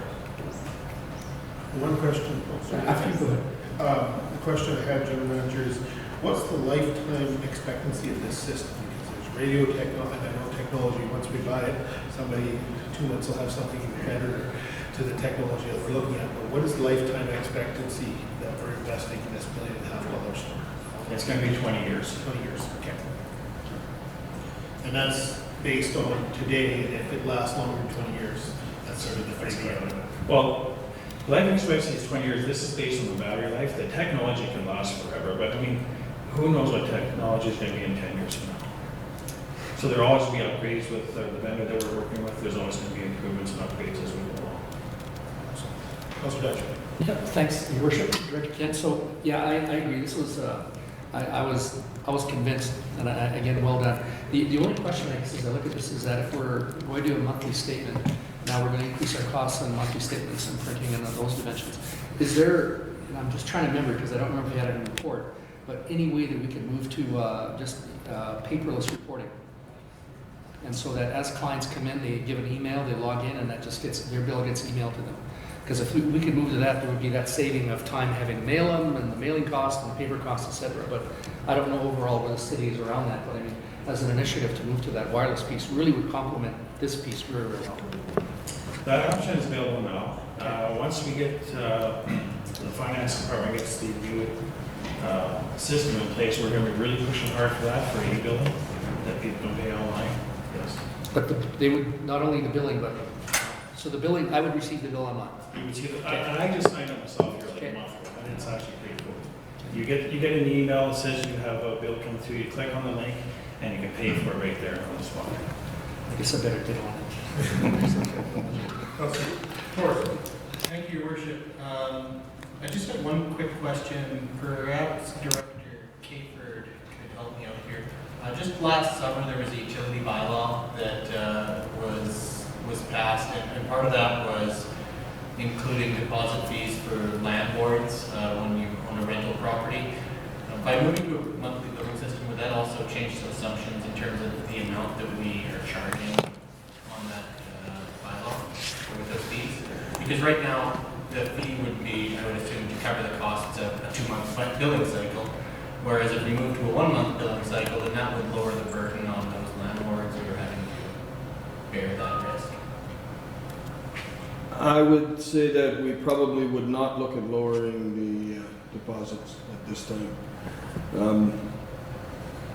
The deposits rarely cover what's owing if we have to use it, so I would say we would not look at that. Oh, so, well, yeah, okay. I'll But go with that for now. But I guess again, when we have more data, I think once we have more data, we'll be able to say, but I don't just, for the sake of changing, I think that we would leave it the way it is for the time being. I would look to Ken and his team, they'll have that data as to who has, what our deposit liabilities and things are, and we would get a recommendation from Ken and his team regarding that at a future meeting in a bylaw amendment. Okay. Yeah, I guess that could be the appointment, just to be able to have that information to make a decision on the utility bylaws and determine the best approach as far as the rental properties go. Thank you. So General Manager, if I can ask, I know it talks about the monthly billing end of 2018. Once this program rolls out, will we be able to actually start some of the residents and meters are changed out in the billing process? And then maybe a question as well from the Director of Business Services. Once the new computer system's in place, the new water metering system is in place, will we be able to start that billing process even sooner than the end of 2018, or are we pretty much figuring it out? We were playing it safe when we say end of 2018. We have to work with finance, we have to work with the IT team, and then of course the implementation of this AMI system. So we want to make sure everything's working 100% before we say, well, yes, this is when we're having it done. But we see no reason why we can't have it in place by the end of 2018 for sure. That's fair, and that's excellent to hear that we're actually doing all the background stuff before we turn the switch on, because I think that we know what that's like when we turn the switch and it doesn't quite work, then there's going to be that many more unpopular people, so we appreciate that. Any other questions, Council? Not seeing any, I'll ask for direction. I have one more. Councilor Corson. Thank you, Your Worship. You drew another question out of me, but do we know, is there some kind of warranty that we have on the system? If in case it does not work, we can send them all back and say your system didn't work for us? Well, I didn't. there's a warranty on the equipment itself. Everything's prorated after so many years, but for its, yes, they have guaranteed that it will work. In fact, they have in their proposal that they will install so many towers, and if the city requires more towers to pick up the data, it's at their cost. So they will work on the system until it's fully functional. And the price that we've been quoted, that'll be our operating cost. So if there's extra costs incurred for installing extra towers that they had recommended on the initial proposal, they will be footing the bill for that.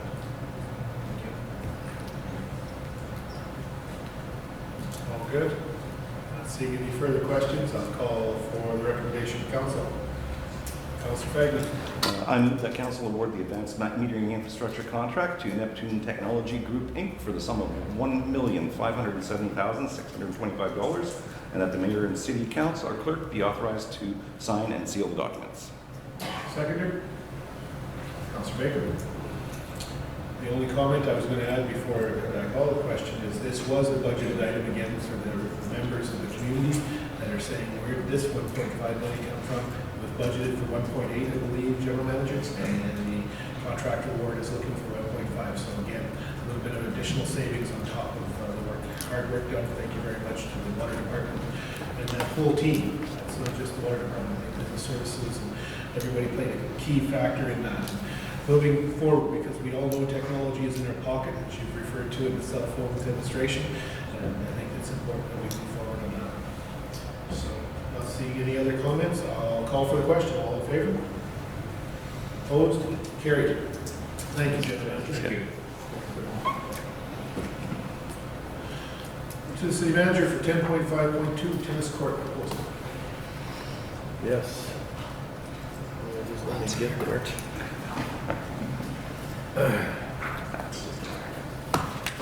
At the previous council meeting, we had asked council to approve the awarding of a contract. I'm just trying to get to it here. I'm still back on the... Sorry. At the previous council meeting, sorry. Okay.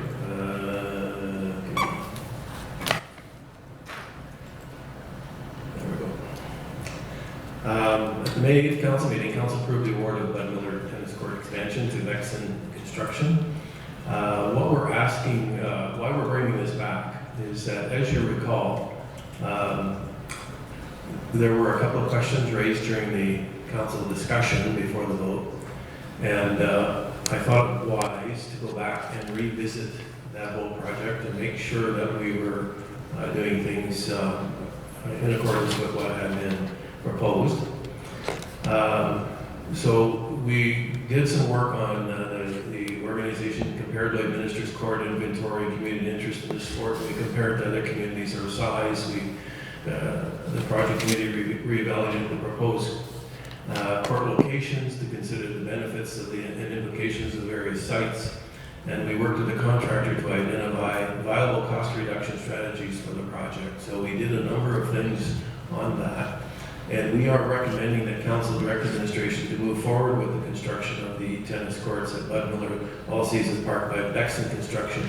I will administer the project being fully funded by the 2017 MSI allocation. The reason for the recommendation requirement of a resolution is that when we had submitted it, my understanding was we were looking at funding from a different granting source, and that apparently wasn't available. And so we had just indicated, well, we'll take it out of MSI. And we reminded ourselves that we need a council resolution to do so. So we are bringing it back. We've done some homework. We've got a proposal before you in terms of, we didn't show the price. Farther down there.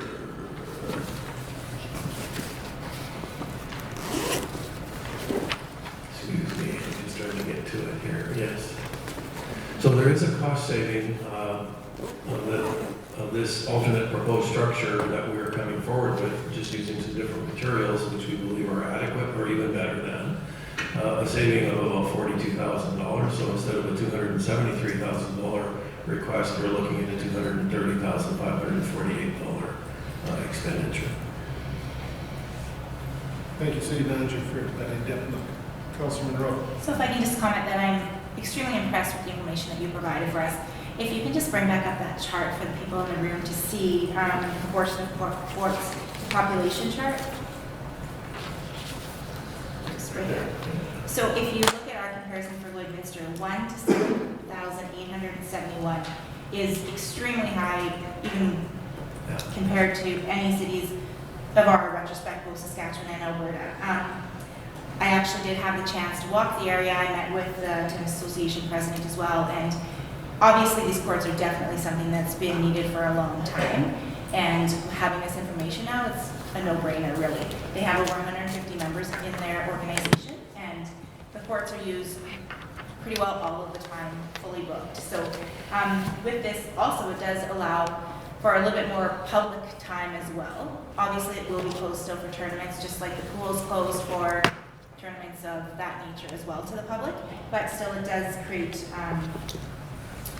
definitely just an opportunity for all within our community. So we have opportunities for people to enjoy golf and swimming and everything else, and now the Tennis Association will have that resource as well. And I just want to clarify again, it was just providing me with this information so I have those resources and the knowledge to make the decision. So thank you very much. Councilor Torres. Thank you, Your Worship. My question just surrounds the savings that we now have in the $42,450. Are we able, do we have to do a separate application, or would that be closed now as far as MSI funding, or is that still on the table to put towards something else? I'll let Director Buchan. Thank you, Councilor Torreson. We can actually reallocate those funds through the MSI grant funding and utilize them for additional projects. Just a quick comment then. This was a useful and fruitful activity then, for sure, to go through and make sure that we double check the materials that we were using and everything. And thank you very much. That was a very great cost recovery having that discussion. Thank you. Thank you, Worship. It's been interesting, to say the least, the amount of public engagement on tennis courts since this came forward. I like driving the bus, and for those that know me in a background in communications and so on and so forth, having the information out there early and often is the best way to do things. And this was in a previous, how do I say this? The last meeting when this came forward, it wasn't something that this council or this administration thought up out of the blue. This has been going on, if you look at the documentation, since the year 2000 to start, and that it was in the 2017 2017 budget in the end of 2016 for everybody to view and see. So it was a little surprising to me, the uproar that happened around it, based on the fact that the information had been there months previous. So, but having said all that, a great exercise in making sure that everything comes to us in the way that it should. I know Councillor Monroe had been the one vote against this in the last time, and it was based on lack of information that was there. So, not that she didn't love tennis or anything like that, but it was just information. We have it now. We received this. We've got some great cost recovery, which we can allocate somewhere else. Thank you, Director, for that information. And, you know, just having the information out there is absolutely key. Councilor Monroe? Sorry, just one further thing. So is this just for the surface? What about the LED lighting on the west side of the existing courts? Will that be, can that be allocated? Because I know we had taken the lighting out of it originally to bring it under the 300,000, but now that we're significantly under the 300,000, are we going to? Thank you, through the city manager, your worship, to Councilor Monroe. The intention is that the tennis association is going to fundraise $20,000, and they're going to use that money to upgrade the existing lights to LED, plus they'll put some more lights on the existing poles that will face the other direction and illuminate the 2 new courts. So, do we have that in some sort of writing agreement, or is that just a verbal? It isn't? I've got it written here. We have a letter. I must have just overlooked it, sorry. Okay, perfect. Excellent, thanks. So I think we've got a double win there from that perspective, that tennis association certainly did. I chatted with the city manager and met with the president and vice president. We had a very extensive conversation about some background history. It's been alluded to, this matter has been before the city for some time, and certainly appreciate them bringing us up a lot of the facts from their perspective. I think it's an added addition to our community, which makes our community so great that it's not just one sport or 2 sports. We have numerous sports, and the tennis association stepping up, and I'm sure there'll be some additional support within the community to help them, as many other businesses and community organizations fund so many different sports. And we've seen, I won't get started with all the different sports that have come about the last few years, but we continuously grow as a city, and this is the diversification of our cities. So I think this is a tremendous benefit for the recreational side, and may lead to opportunities for summer games, for bids and things like that, because every time we enhance a sports facility for recreation, it brings on other benefits. Councilor Fagin?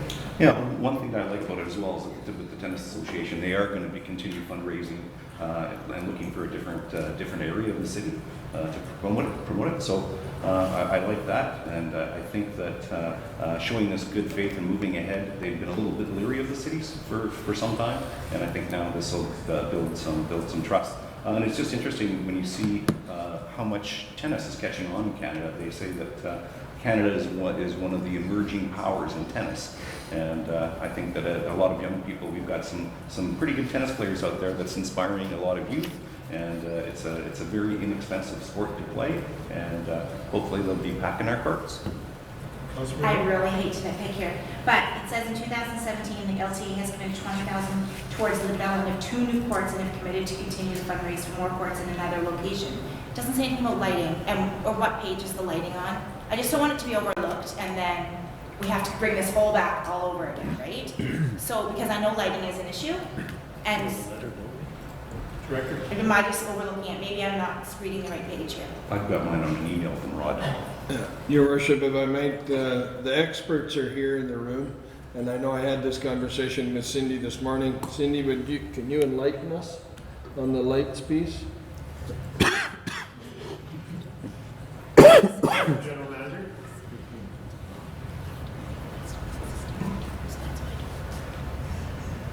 Thank you, His Worship. To Councilor Monroe, the Tennis Association has a vested interest in the tennis courts, and they have committed. I've got a written email that they've committed to upgrading our current lights to LED, as well as providing lighting for the additional courts, and we work with them to lower that cost so it's within their budget. Perfect. Thank you. Thank you. Councilor Baker? Your worship, whether it's tennis courts or baseball diamonds or racetracks, it doesn't really matter. I really appreciate the comments on this item. And through to Councillor Buckingham, it's exactly right. Why do we throw this stuff out and people say, what's going on? Because we don't have a business plan, we don't know where we're going, we don't have a bucket list, we don't have a priority list, and that's what's been happening. So people don't know what's going on, and to me, it's important. This goes back a long way to this tennis court, trust me. And 20 years probably. And these folks have been working on this. But the council, I hope will take the time and sit down and set a priority list for capital. There's 150 items or 200 items on that list. I don't know, it doesn't matter. But you only got so much money that you gotta figure out every year. But if this item's number 4 or 5 on the list, or year 4 or 5, pardon me, saying we're looking 4 or 5 years out before we're gonna have whatever that is, instead of saying, well, I don't know if we're gonna do it tomorrow or not. And people go, what do you mean you don't know? So the important thing is to set that, to work on a priority list of recreational wants over here, and you've got your essential services over here. And I think there's 2 lists. As much as we like recreation, and it's all part of our community, but we gotta do the essential services, mandated services first. And if we get back to doing that, it'll be a lot easier for every one of those division managers. And at least I think it will, because they know where they're headed. They say, well, that thing's 20 years out, I know you should be working on it today. And I guess that's just an ordinary business plan in most places.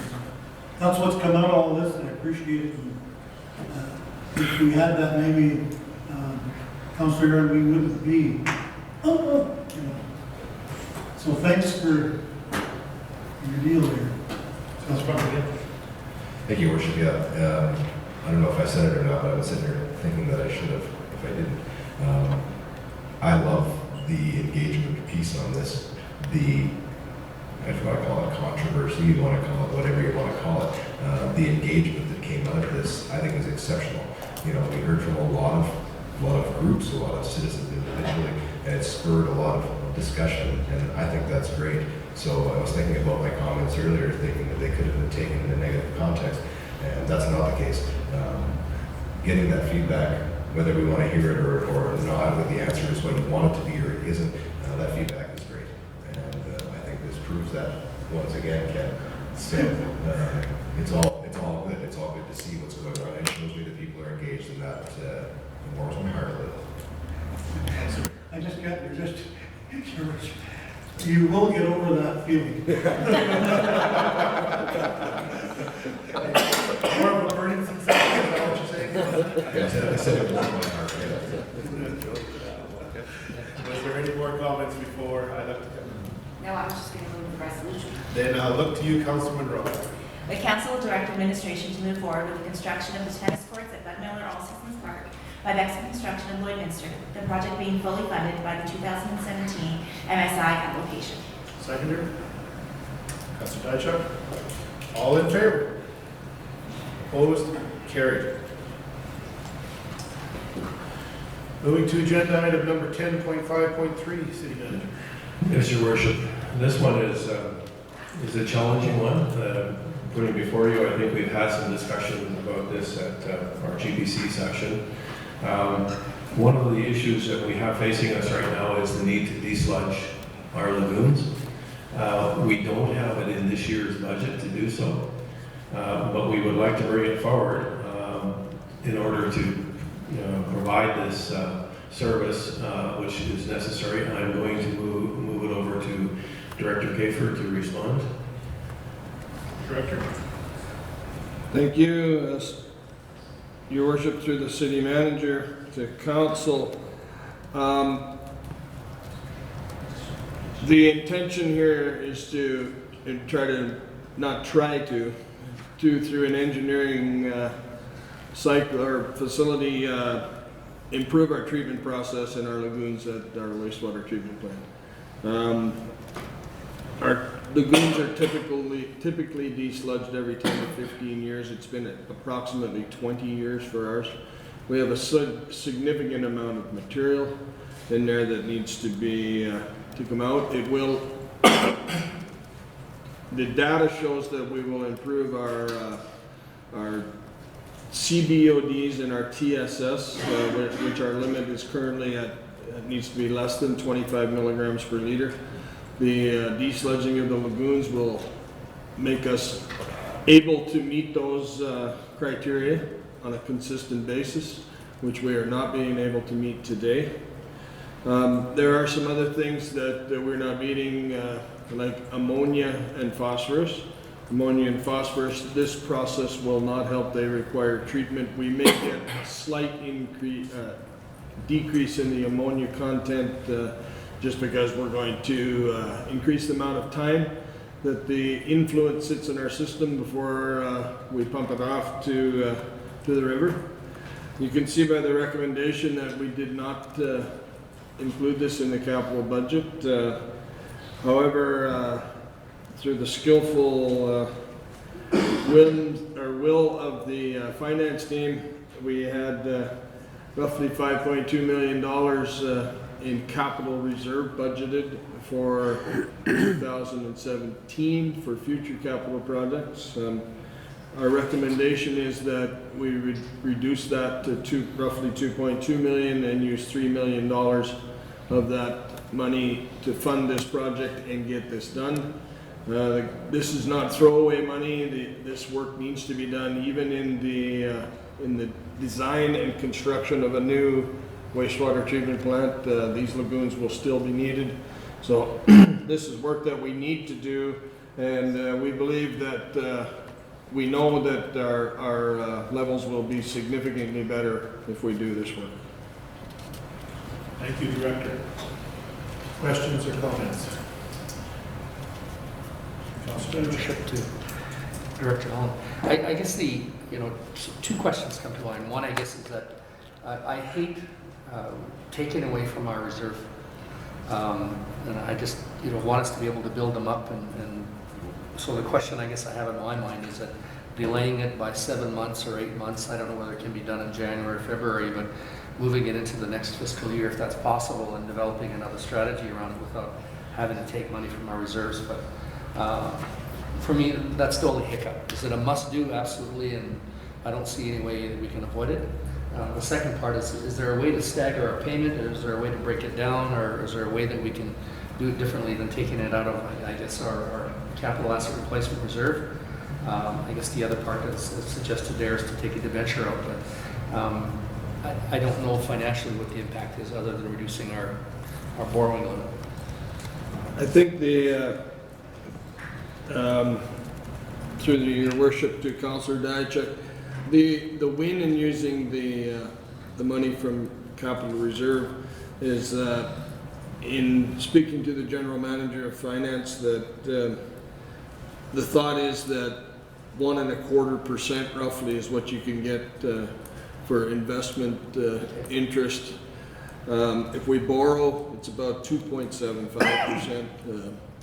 We would borrow the money over a 20-year period. We'd pay just about $1 million, $913,000 in interest. We do believe that we should be funding this. This money isn't throwaway. We believe that over 10 years we will increase the capital transfer allocation by the $300,000. So when the finance team determines what that number is, we'll increase that by $300,000 per year for 10 years. So the intention is to provide this money back into the reserve just over a 10-year period, interest-free, because we're borrowing it from ourselves. I guess it becomes easy to dip into that fund. I don't know at what point we wean ourselves off and how we create an alternative process. But I'd really like to, and I don't know when you start doing this, but one is that you need the reserves and here's an opportunity to use them. But on the other hand, it wasn't set in place to do this. I mean, even as another option for consideration, it's even staggering over 2 fiscal years. So if it's possible to do the first half of the 3 million, and so you start the project in October and then you complete it in January, February, March or something, so that it can actually have an impact over 2 years as opposed to 1. Because the possibility could occur that we might be able to save $1 million in operations. Wishful thinking maybe, but if we're able to, then that would reduce the impact on our capital reserve. Certainly, there are a number of options, I would think, Councillor Diachuk. I'm told the sewage treatment plant folks tell me that we are not able to do this work in the winter. This has to be a summertime project. And it's because once you scoop the stuff out, it has to dry and a number of things. And once it's dried out, then we haul it to the landfill. I think it's certainly hear your concerns. This is a worthy project and something that will improve our treatment process and perhaps support what you're going to talk about here in a few minutes. Councilor Baker. Thank you, Your Worship. The whole business of capital reserves, you have to go back to 2 things. One is the revolving capital fund, which was started in the early 1980s or so. And that was a pot of money, Alberta Housing was involved, and there was a pot of money coming to the city. And former council member, Councillor McKay, presented to the city, says, why don't we put that in a fund and leave it there, and everybody borrows from it. For example, if the fire department wanted to buy a fire truck, and they had $100,000 in their operation fund, and they needed to borrow $100,000 or $500,000, they would borrow it from the revolving capital fund internally and pay it back over a period of time out of their operating fund. That was how they financed some of this stuff. Major capital projects like sewer and water, and I can't remember the policy or the legislation or how it was set up then, but I did read it. It was long before my time, but I did read it, and the goal was that the sewer and water system, stormwater, sewer and water, sanitary and potable water, and Ken still there is was set up to self-finance. The utility should self-finance. And that was in place. And somebody can check this out, but there's a lot more about it than I do. But we used to put money in the reserves for those dedicated things. And I can tell you, 10 years from today, you're probably doing that same thing all over again. Because I was on council when we done this the last time. And it's not a surprise. This isn't something that just popped out of the blue. We knew it was coming the last time we did it. It's just a matter of whether it's what the lifespan is, 10 years, 12 years, and I don't remember what it was. I think you said in the report. And a local contractor did this exact job some years ago. So, to go and borrow money or to use reserves, I'm not sure what a reserve's for, but it's not to finance this kind of stuff. To have reserves for the sake of having reserves is not a good thing. Believe it or not, it's not a good thing. If you have dedicated reserves under policy that's committed to certain projects that you know are coming up, whether it be a sewer and water replacement, whatever it might be, a new fire truck, in my mind, those are good business plan things. And our city manager, Rick, has been at this a lot longer and knows a lot more about it than I do. But someday I'd like to hear his opinion on that away from this meeting. But I know it's very effective when it says, we've only got $200,000 to build tennis courts, where are we going to get $600,000? I just use that as an example. And for some reason, the culture's changed, we don't need a reserve, we just throw it all in the pot. And then, oh, we're going to build this today, so we grab that, we're going to build that tomorrow. The long-range planning goes all, never mind, just goes. And it bothers me. And some of these projects are awful big projects. And you only want to borrow, you have to borrow, because that's, just because Municipal Pineapple Corporation is there, doesn't mean you have to borrow the money. And not to contradict contradict anybody, but please think about all that and then come back and tell me what's wrong with it. But I believe it's crucial that this council spend time through our administration, with administration, and say, what are the priorities? How are we going to finance them down the road? How are we going to put this together? And that's part of the whole policy package in my mind. So, sorry for the going on, Your Worship, but we wouldn't be in these debates today if we had some of this stuff pinned down. Councilman Rowe. So I guess my contradiction here is just that if a new wastewater treatment plant, we wouldn't be using the lagoon system, correct? No, that's incorrect. We Oh, would we still would need still be to using use. the lagoon Yep. system. So no matter what, it's gonna be a benefit. Even if tomorrow someone came and knocked on our door and gave us $80 million, here, go build it, it would still be beneficial regardless. Okay. Absolutely. That's the challenge we have, because there's been so much discussion about the wastewater treatment plant. That's the next agenda item as well. From that perspective, the lagoons, from our tour of the city council out to the wastewater treatment plant, it was very evident as you look into the cells that are presently there, you can see the solids building. And this is a fact that is there. Because as I was reading through the background information of the council, for the council meeting, you know, it was overdue, and that hopefully we'll get that fixed going forward in the asset management plan that we're going to have to ensure that we look after our assets moving forward and that kind of things. But you know, the question I really have, and I'll ask this to the director of business services, could we pay it back sooner? Because I appreciate what Councilor Diachuk's saying, that we're borrowing over 10 years in essence from ourselves. Would it be possible to enhance it to $500,000 per year based on budgets? I realize to get it paid back in 6 years, so that level it back to that level we're at today. Thank you, Your Worship. It certainly is possible. It would come forward at budget, and if that is the wish of council, then we can certainly adjust the budget to incorporate that as well. One thing I think is important to note as well, that we do currently have the revolving capital fund on our books, as Councillor Baker was referring to. The annual payments have not been repaid for 2 years to those due to the budget constraints. So I think it's important that both council and administration keep that in mind as we're going through this process of borrowing additional funds and repaying internally. And the annual payment for the revolving capital fund would currently sit at $2.3 million. Thank you, Director. I think that I'll get to you when we're going to Councilor, if you don't mind. The concern I weigh this, and again, back to the business decision, because at the end of the day, this is a business decision, I think, of council. Borrowing that extra $1 million is at $3 million is 33%. It makes it only 25% if you look at it over $4 million, but still between 25 and 33% of the project cost is huge. Absolutely. If we could shave off 33%, 25% of the project cost overall, I think it's got my support. Councilor Torres. Thank you, Your Worship. I think I'm with Councilor Diachuk just on being a little bit torn. I realize this is a necessary project. It's going to have to happen either way. Whether we got funding tomorrow for the whole wastewater treatment facility, we'd still have to do this.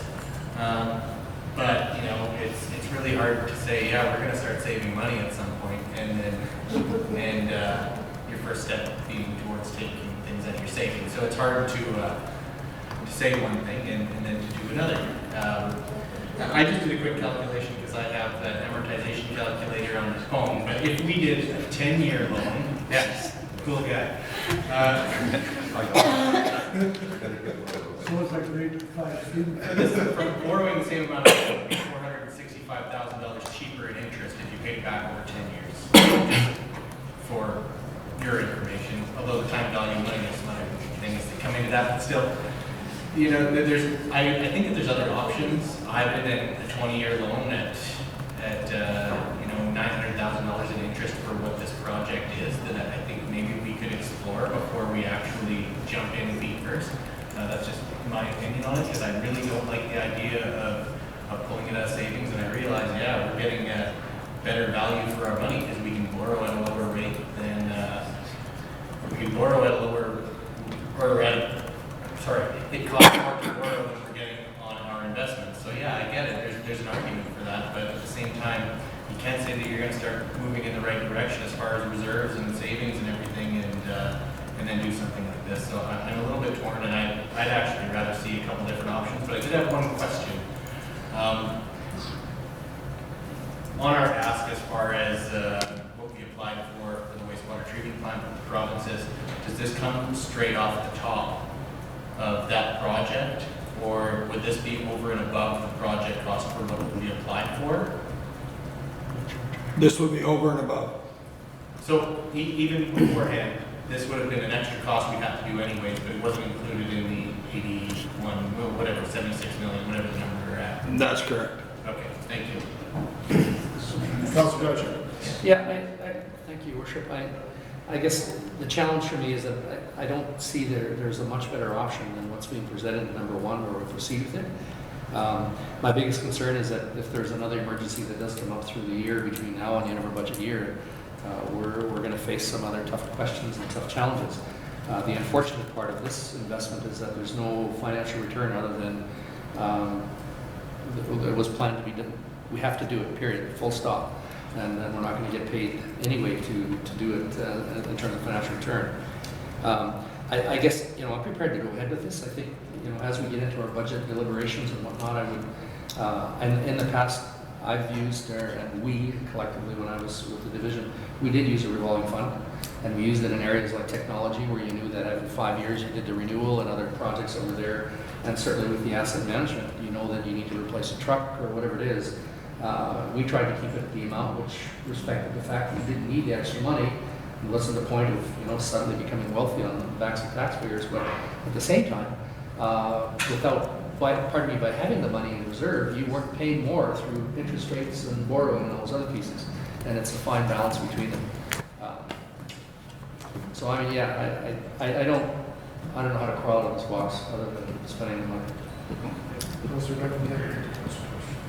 Thank you, Worship. I think there is trying to be the ever optimist.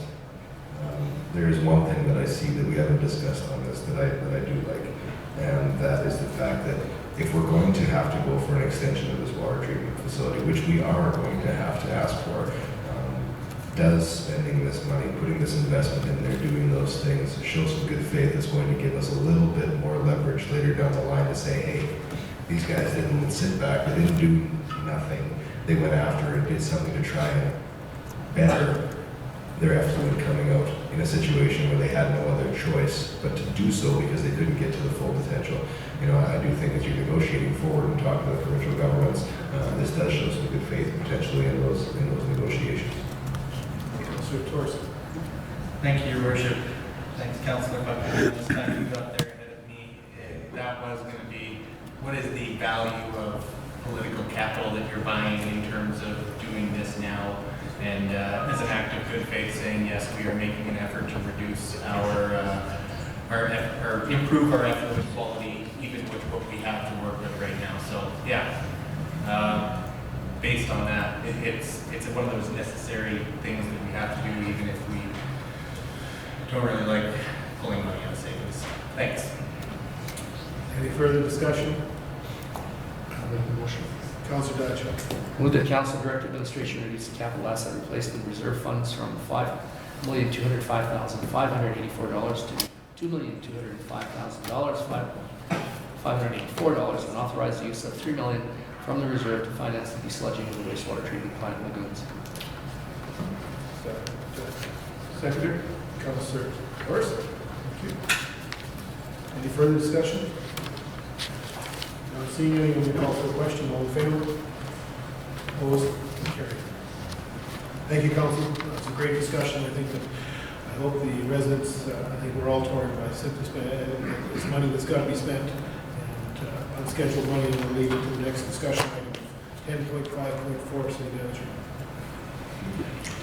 Yes, I think this was referred to in the last discussion, wastewater treatment facility permit extension. We're seeking the direction from council and the authorization to have the mayor write a letter to Saskatchewan Water Security Agencies with CCs to the Minister of Environment and Minister of Urban Relations requesting a permit extension for the water treatment facility until November the 1st, 2028, and to request a review and discussion of the city's regulatory limits objectives for effluent quality. So I'd like to speak to this a little bit from my chair. since I believe I've tried to lead the charge on the wastewater treatment plant fundraising campaign, it's the term I'll use. So certainly there's been a great deal of dialogue with the government of Saskatchewan, some with the government of Alberta, and some with the federal government. At this point, recent announcements in the last month, Alberta led the charge, and Saskatchewan finished last week with their round of funding approvals. The City of Lloydminster was not approved on either of those lists for additional funding for our wastewater treatment plant. To give a comparison, the largest approved grant was $6 million on the Saskatchewan side, and our ask from Saskatchewan is $9.4 million. So we are way out there in comparison to what was approved.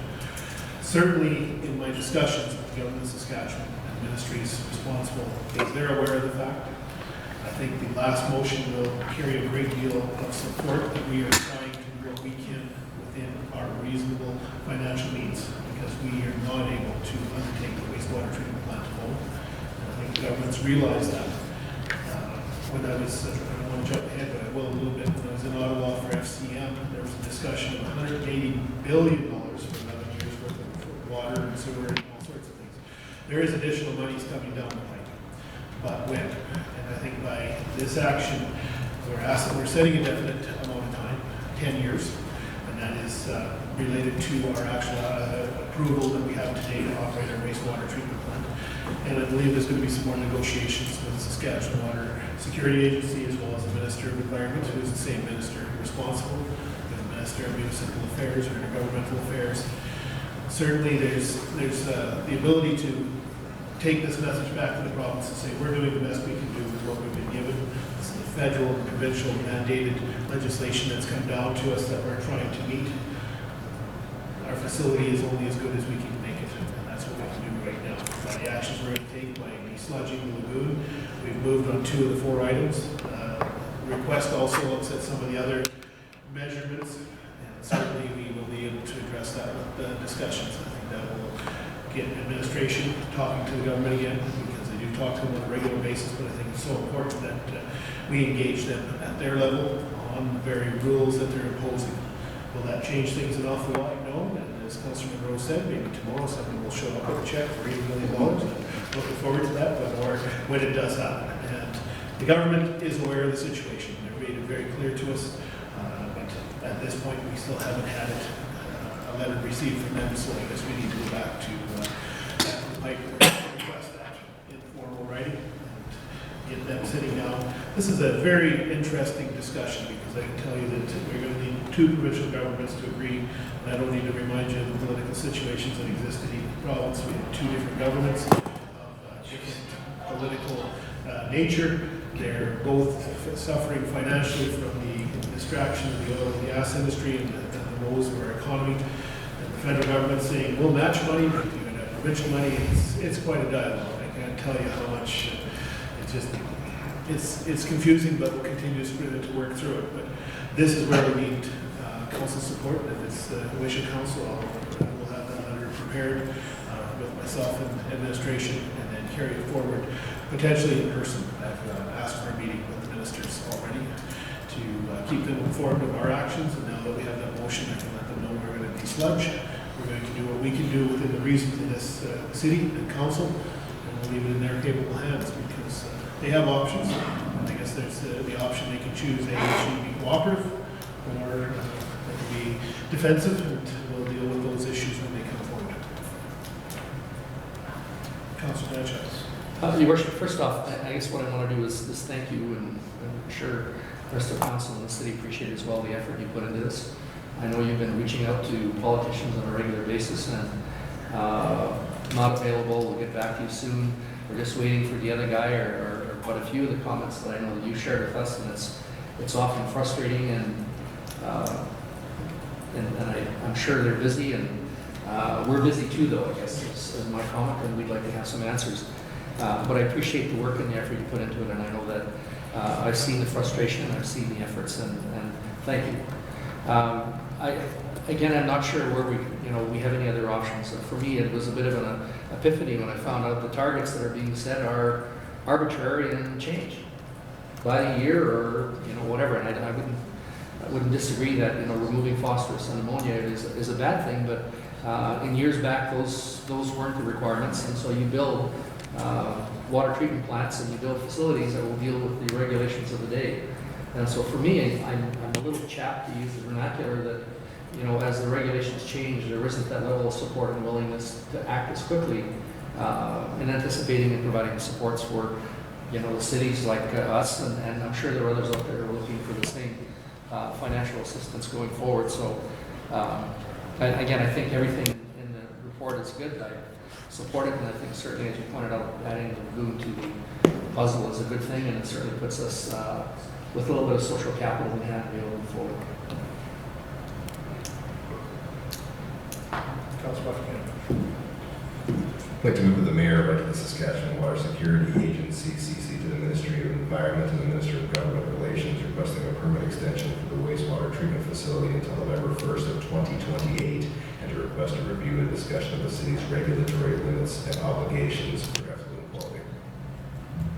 Second to that motion, Councilor Banachuk. Any further comments? Not seeing. Councilor. I guess what's going to change in 10 years if we don't get grant money? We've got time going on. You know, you're right, Councilor, we may be right back square at the council today at that time. Going to 38. I don't have the answer. Certainly, we can look forward to hopefully some answers in the next year or so.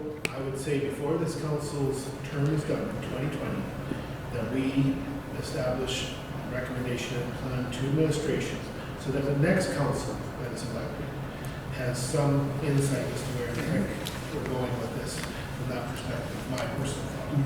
I guess, Your Worship, when you look at the financial picture of cities our size, $70–80 million single projects just aren't feasible. They're just not feasible. You know, every day we turn around, there's a new tax. Now on Saskatchewan side, there's tax on insurance policies. Now, what's that going to cost people in the city? You know, remember the guy that pays the tax. You know, it just goes on and on and on. And, you know, some days I sit and wonder, how are we ever going to sustain our communities in the long run? How are we going to really do that? The federal money, I saw the plan, someone showed me in administration yesterday or something. There was a list of grants, airport grants. Somebody showed me that, I forget who. We're not on the list. We're not on the list. Because it happens to be on the Alberta side. You know, it's all about half a mile on the Alberta side. Everybody uses that airport really from Saskatchewan, Alberta. I'm not picking on any one product. That was the latest example I saw yesterday. You know, because the airport happens to be a mile west of the Meridian. No, we can't fund that. That's in Alberta. Well, do you have to get your passport to get off or on the plane at the airport? Like, it just drives me nuts. You know, it just goes on and on and on. Where's this so-called free trade we talk between provinces, or what do you call that program? I don't know. Councilor, you hit her on the head. Do I sound frustrated? You are Yeah, right. Councilor Torres. Thank you, Your Worship. I just had one general question, and that's how did we land on, in terms of the recommendation, November 1st of 2028, in terms of the date? Director. Our current permit expires November 1st, 2018, and we added 10 years. Brilliant. I agree. As I read through things, that's what I found out. Even though we're not compliant with July 2017, we've got a permit until 2018. So in a typical government fashion, things don't quite mesh. Your Worship, if I may, through the council, one of the things about a 10-year extension is that's probably plenty of time to revisit technology and look for other options. And you know, we are actively pursuing other options that may not be as costly as what is being projected. However, we need some time to work through some of those. And so when we met as an executive team, we talked about how long we think we'll need to be able to come back to council with something that's maybe more reasonable in price and do the same thing. So that's why we use 10 years. We could say, until such time as you grant us some money, we need an extension, right? We could say that too, so. Well, City Manager, that's actually what one note I had put, or when adequate funding is approved. It would be a friendly amendment, but I think I can live with 2028. And we've got ourselves a timeline that it shows that we're not indefinite, we're trying, and we'll be very trying with the provincial government and federal government's patience here sooner or later. Councilor Paget. Your Worship, I was just going to add that I think, adding 10 years is, I think still there's a degree of sincerity. Tony is perhaps not as sincere. There'll be multiple government changes on both sides of the border and perhaps federally 2-3 times, who knows. 10 years is, yeah, that's still a working window within, I think, the minds of people that are involved, and I think it expresses commitment. Because 80 million, as you said, Councilor Vicker, I mean, 10 years, well, you could put some of that aside and more of the other half or something, but Question's been presented. Is there anything, Councilor Torres? Yeah, just to comment on what Councilor Diacek had mentioned, my only concern was with asking for 10 years is it looks as though you're saying we'll let the following councils deal with it. But just as long as that's not what we're implying, is that we're going to start developing a plan, waiting for some technology to improve, so that in the end, if the technology changes, we can do it more cost effectively. That will benefit them as well because they have, limited resources as well. So, thank you.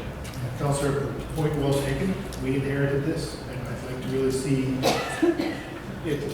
we're dealing with it from our perspective. And, we've got a deadline in July 2017. We're going to take some action. We're going to try and move forward. If we can nail this down before our term is up, I would be extremely excited to see if it's not built, at least the money's in place and we're going forward. I think that the exact same argument can be used to not, borrow the 80 million because you're locking up the next council. So it's trying to find the right balance. So I think I appreciate that comment. All right. The question is before us. All in favor? Opposed? Carried. Moving to 10.6. Good. Just making sure that our acting general manager of the airport wasn't sleeping when we left the building. Left to catch a flight out of town? Yeah, he's flying out of town in a hurry. So we have before us a recommendation to extend the fencing. Right now, we are not compliant with SMS safety management systems. We are seeing folks wander onto the runway. We're seeing wildlife wander onto the runway, and even the odd wildlife with 4 wheels driving onto the runway. And we've had some experiences. So I think when I was out there, I chatted with the staff and I looked at the proposed fencing area and suggested to the deputy city manager who's responsible, who's not here today due to illness, I suggested that we get a quote and find out what it would cost us to finish the fencing and be in compliant with safety management. And the quote is in the $80,000 range. I think we can find the money. And so we are looking for council's support for this. It wasn't in the budget, but I think it's worthwhile. And if there's any questions, I'll ask Wade, the general manager, to come forward and answer any of those questions. Thank you, City Manager. Any questions or comments? Councilor Craig. Yeah, I was just a little surprised that it's been identified in 2014 and it's missed a couple of budgets, and here we're dealing with it now in a non-budgeted item. So that just kind of caught my eye, and it kind of puts us in a rough position when we're talking wordings being used like extending the current risk. If something was to happen at this point in time, we wouldn't look real good. So that just a comment, and if it was monetary or exactly why it wasn't, no action has been taken. Councilor Baker. Worship, that goes back to 2004 or something. You look at your general manager over there. So you're only 10 years out. That's that window. I'd like to make a motion. Councilor Baker, you may. Amend the 2017 budget to complete perimeter fencing, prevent wildlife, unauthorized personnel from entering the aircraft movement area. I move that motion. I think that's actually. Here it is, Council. Right up there. My computer's crashed, so I'm just reading what's up there. I think you need to just take it right off of Council. All right, just take it up. The council amended the 2000 capital budget to include $80,000 expenditure perimeter fence at the airport to be funded from the Alberta River gas tax fund.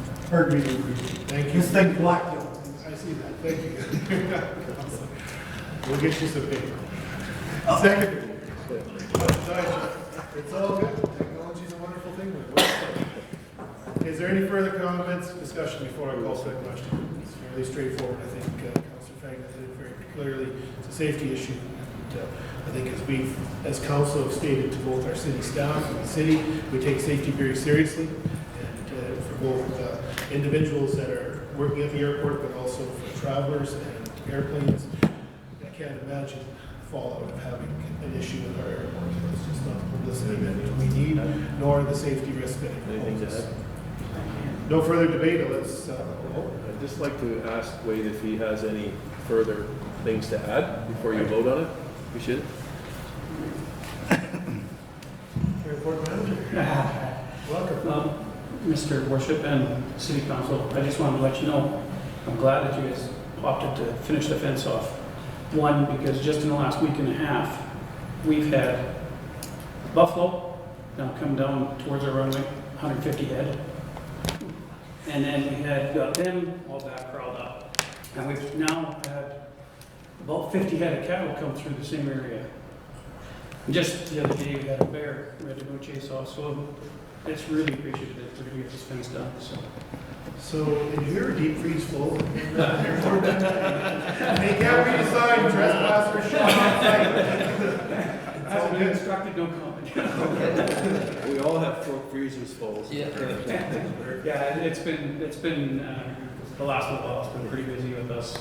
See that? So, No, totally understand. Thank you for that update, because that, I think, really brings it all home. With those comments, I'll call for the question. All in favor? Opposed? Carried. Good. To City Manager 10.7.1. Yes, this is a bylaw, second and third reading for the refuse collection fees. Get to it. So, there will be fees and utilities. Now, this was, I believe, bylaw number 15, 2017. Now, this was the first reading. When was the first reading? First reading was April 24th. April 24th, okay. So we've had first reading. We've had first reading, sorry. We've revisited, and we're bringing it back for second and third reading. Recommendation. Thank you, City Manager. So I believe this is the bylaw that involves a 50-cent a month increase to the waste collection services on a monthly basis to the residents to meet the shortfall of $50,000 from the contract obligations that we have currently with the contract supplier that supplies residential pickup to our city. So in essence, we're back into a break-even point, and that 50 cents will make up the differential that has occurred over a number of years since the contract was implemented from 3 years back.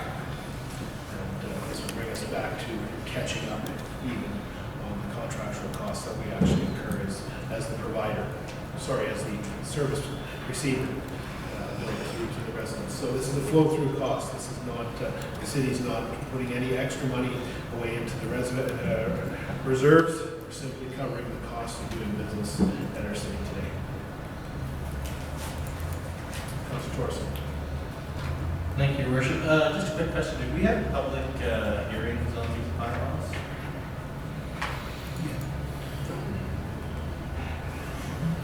Public hearing on this type of bylaw is not required. It went through its first reading. It would have come back sooner, but through legislative oversight, there was a delay. That's why it's coming back. It's already date. Perfect. Thanks. And I think that's a good question, Councilor Torres, Your Worship and Council, is that when you do first reading, you are making it public, and And if there is any reaction or response or input from the public, they do have that opportunity to respond. And then you bring it back for second and third reading. Any questions, comments? Move second reading of bylaw 15-2017 amendment to refuse collection bylaw 39-2014. Seconder? Councilor Piper? Any further discussion before I call for the question? All in favor? Opposed? Carried. Council for direction. Councilor Belichick. Move third reading of bylaw 15-2017 amendment to refuse collection bylaw 39-2014. Be given, can you fit it in? Be given? Yeah, be given a third and final reading. Be given third reading. Okay. Move that third reading be given to bylaw 15-2017 amendment to refuse collection bylaw 39-2014. Thank you. Second reading. Councilor Buckingham? Any further discussion? All in favor? Opposed? Carried. Thank you, Council. I'll try to move into the mayor's report. I've got attached my report for the last month and a little bit since our last council meeting. Since this report was prepared, two items that I attended that I wanted to highlight for the council and public's information was the Sask Mayor's Caucus meeting that was held in Martinsville in late May, which had the opportunity again to meet with the 16 mayors of the cities of Saskatchewan, as well as we had a presentation from the Minister of Municipal Affairs in Saskatchewan. Certainly, every community, city in Saskatchewan is facing the same dilemmas we've just discussed at this council table in numerous ways. And we're continuously looking at options, ways to work with the provincial government to enhance the funding formula from the provincial government that we currently have. This is also going to be ongoing with Alberta as well. They seem to both have expired, and we're going to get it from both sides, but certainly each provincial government, or provincial government in Saskatchewan is looking at how that the 1% that they've committed to SUMA and to SARM, to the municipalities, and way of sharing is being reviewed.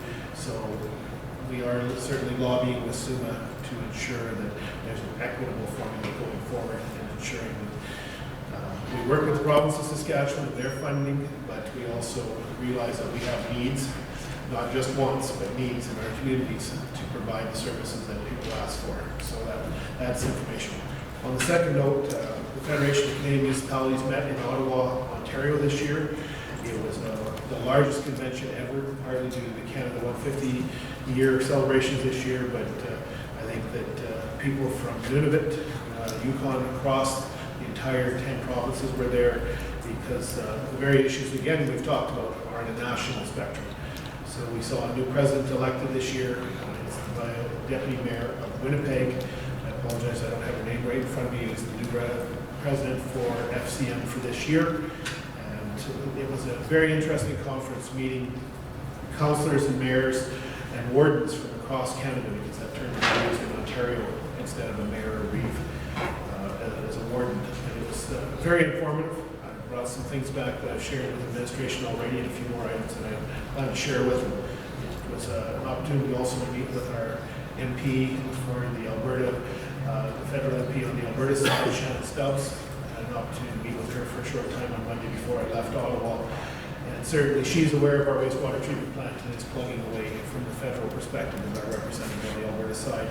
I was unable to meet with the Honorable Jerry Ritz. He was out of town at the time, so I was able to also capture a little bit of time with our federal politicians in Ottawa.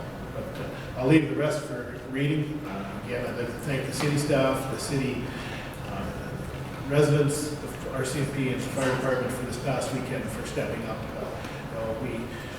We had water restrictions early in the week. That went well with the upgrades of the water treatment plant. The residents and the businesses supported this very well. And certainly followed by a deluge of water following in the week. It's just incredible that we've had two events in 1 week that both involve water, one on the conservation side and one on the oversupply side. But certainly a big thank you to all those people.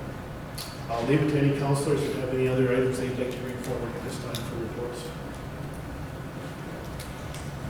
Your Worship, I attended the 75th Annual Air Cadets, the banquet, and had an opportunity to sit with folks that were from the early 1980s as members of the cadets. There was, some of the stats were very impressive. Set up in 1942, and Bill Till, I think most people know within the community, was involved at the start of it, and he found out, I guess 3/4 of the way through the evening, that he was a guest speaker about 2 minutes before he had to go up and talk. So it was, but anyways, I mean, there are over 2,500 cadets that have been gone through the system, and I think that's a conservative estimate because some of the numbers were higher some of the years. They simply said, all right, this many per year, and away they went. But there's just an extreme level of pride within that group. The discipline, the respect they demonstrate, again, it's just amazing, and I think it's an incredible program. And given that it was the 75th annual, I sat with a couple from Edmonton that were involved in it, and they had nothing but great things to say as well. So the way they selected people to go first for supper was, is there anybody who was in the cadets in 1960 or 1970? And it was based on seniority and the way they did it. And again, it was a great evening. I got to leave that, put on my jeans, and go open up Station 51. So put a plug in for them. It's a great looking place. Got to cut the ribbon. The ribbon was really tough, and it was hard to cut the ribbon. Anyways, but again, it's just fun being there on behalf of the city. And I want to say that doing those things are kind of like, oh man, it's 9 o'clock. They don't cut till 9:45, but they're so appreciative of the fact that some of the city council comes. And I think, you know, sometimes that's underplayed. I certainly didn't see it until you got there and you realize how wonderful it was to have somebody there. So when you get a chance to go do it, I think it's just great. It's great for our community. Thanks, Councillor. I'd just like to add, I'd like to thank Councillor Buckingham. He had the unfortunate opportunity to be deputy mayor for the month of May and June. And with myself being out of town a fair amount, he's had an extensive workout taking on those duties as the deputy mayor, and I thank him. And for everyone's information that's joining us by live streaming, if you've noticed, Councillor Buckingham sitting on my right, this is the position that we will have the deputy mayor for the time of the meeting. So thank you, Councillor Buckingham, for joining me here at this side. Leaving Councillor Baker there to hold the end post, which she's doing a very good job. But certainly thank you, Councillor Buckingham, for stepping up, because I know your calendar is extremely full of the best of days, and I've certainly added to it. So thank you for covering off as many activities, and Councillor Diachuk for stepping up, and any of the other councillors that filled in. The mayor and deputy mayor were both tied up. Anything else? We'll move on then to item number 12.1. Councillor Torson. Thank you, Your Worship. For negotiated separation, be it resolved that it is confirmed that the appointment and employment of the former Chief Administrative Officer, Glenn Carroll, were terminated at the end of March 2017. The cessation of the appointment and employment of the former Chief Administrative Officer, Glenn Carroll, was due to a change in leadership being required as a result of the Organizational and Governance Review report of George B. Cupp and Associates Limited and the personnel recommendation. Satisfactory severance compensation for the former Chief Administrative Officer, Glenn Carroll, be negotiated by the city's solicitors with a satisfactory release, which are subject to approval by council before being finalized. And in all matters related to the former Chief Administrative Officer, Glenn Carroll, the rights of the city be protected and preserved. Second to that motion, Councillor Diachuk. So Council, I think the motion is, resolution is self-explanatory. Certainly we've in some negotiations with the former city manager, and ask for your support to allow me to complete those negotiations on behalf of the city, and I'll report back. Any questions or comments? Not seeing any, I'll call for the question. All in favor of the resolution? Opposed? Carried. Any other business? If not, last call on that before I call for it. I'll look to the media. Thank you, Your Worship. Today we have media requests for Mayor Alders, Councilor Baker, and Councilor Monroe. Thank you very much. I'll look to council for an indoor recess, I believe. Indoor recess, yes. Councillor Diachuk, would you make that motion? Second. Second. Councillor Buckingham, all in favor? Carried.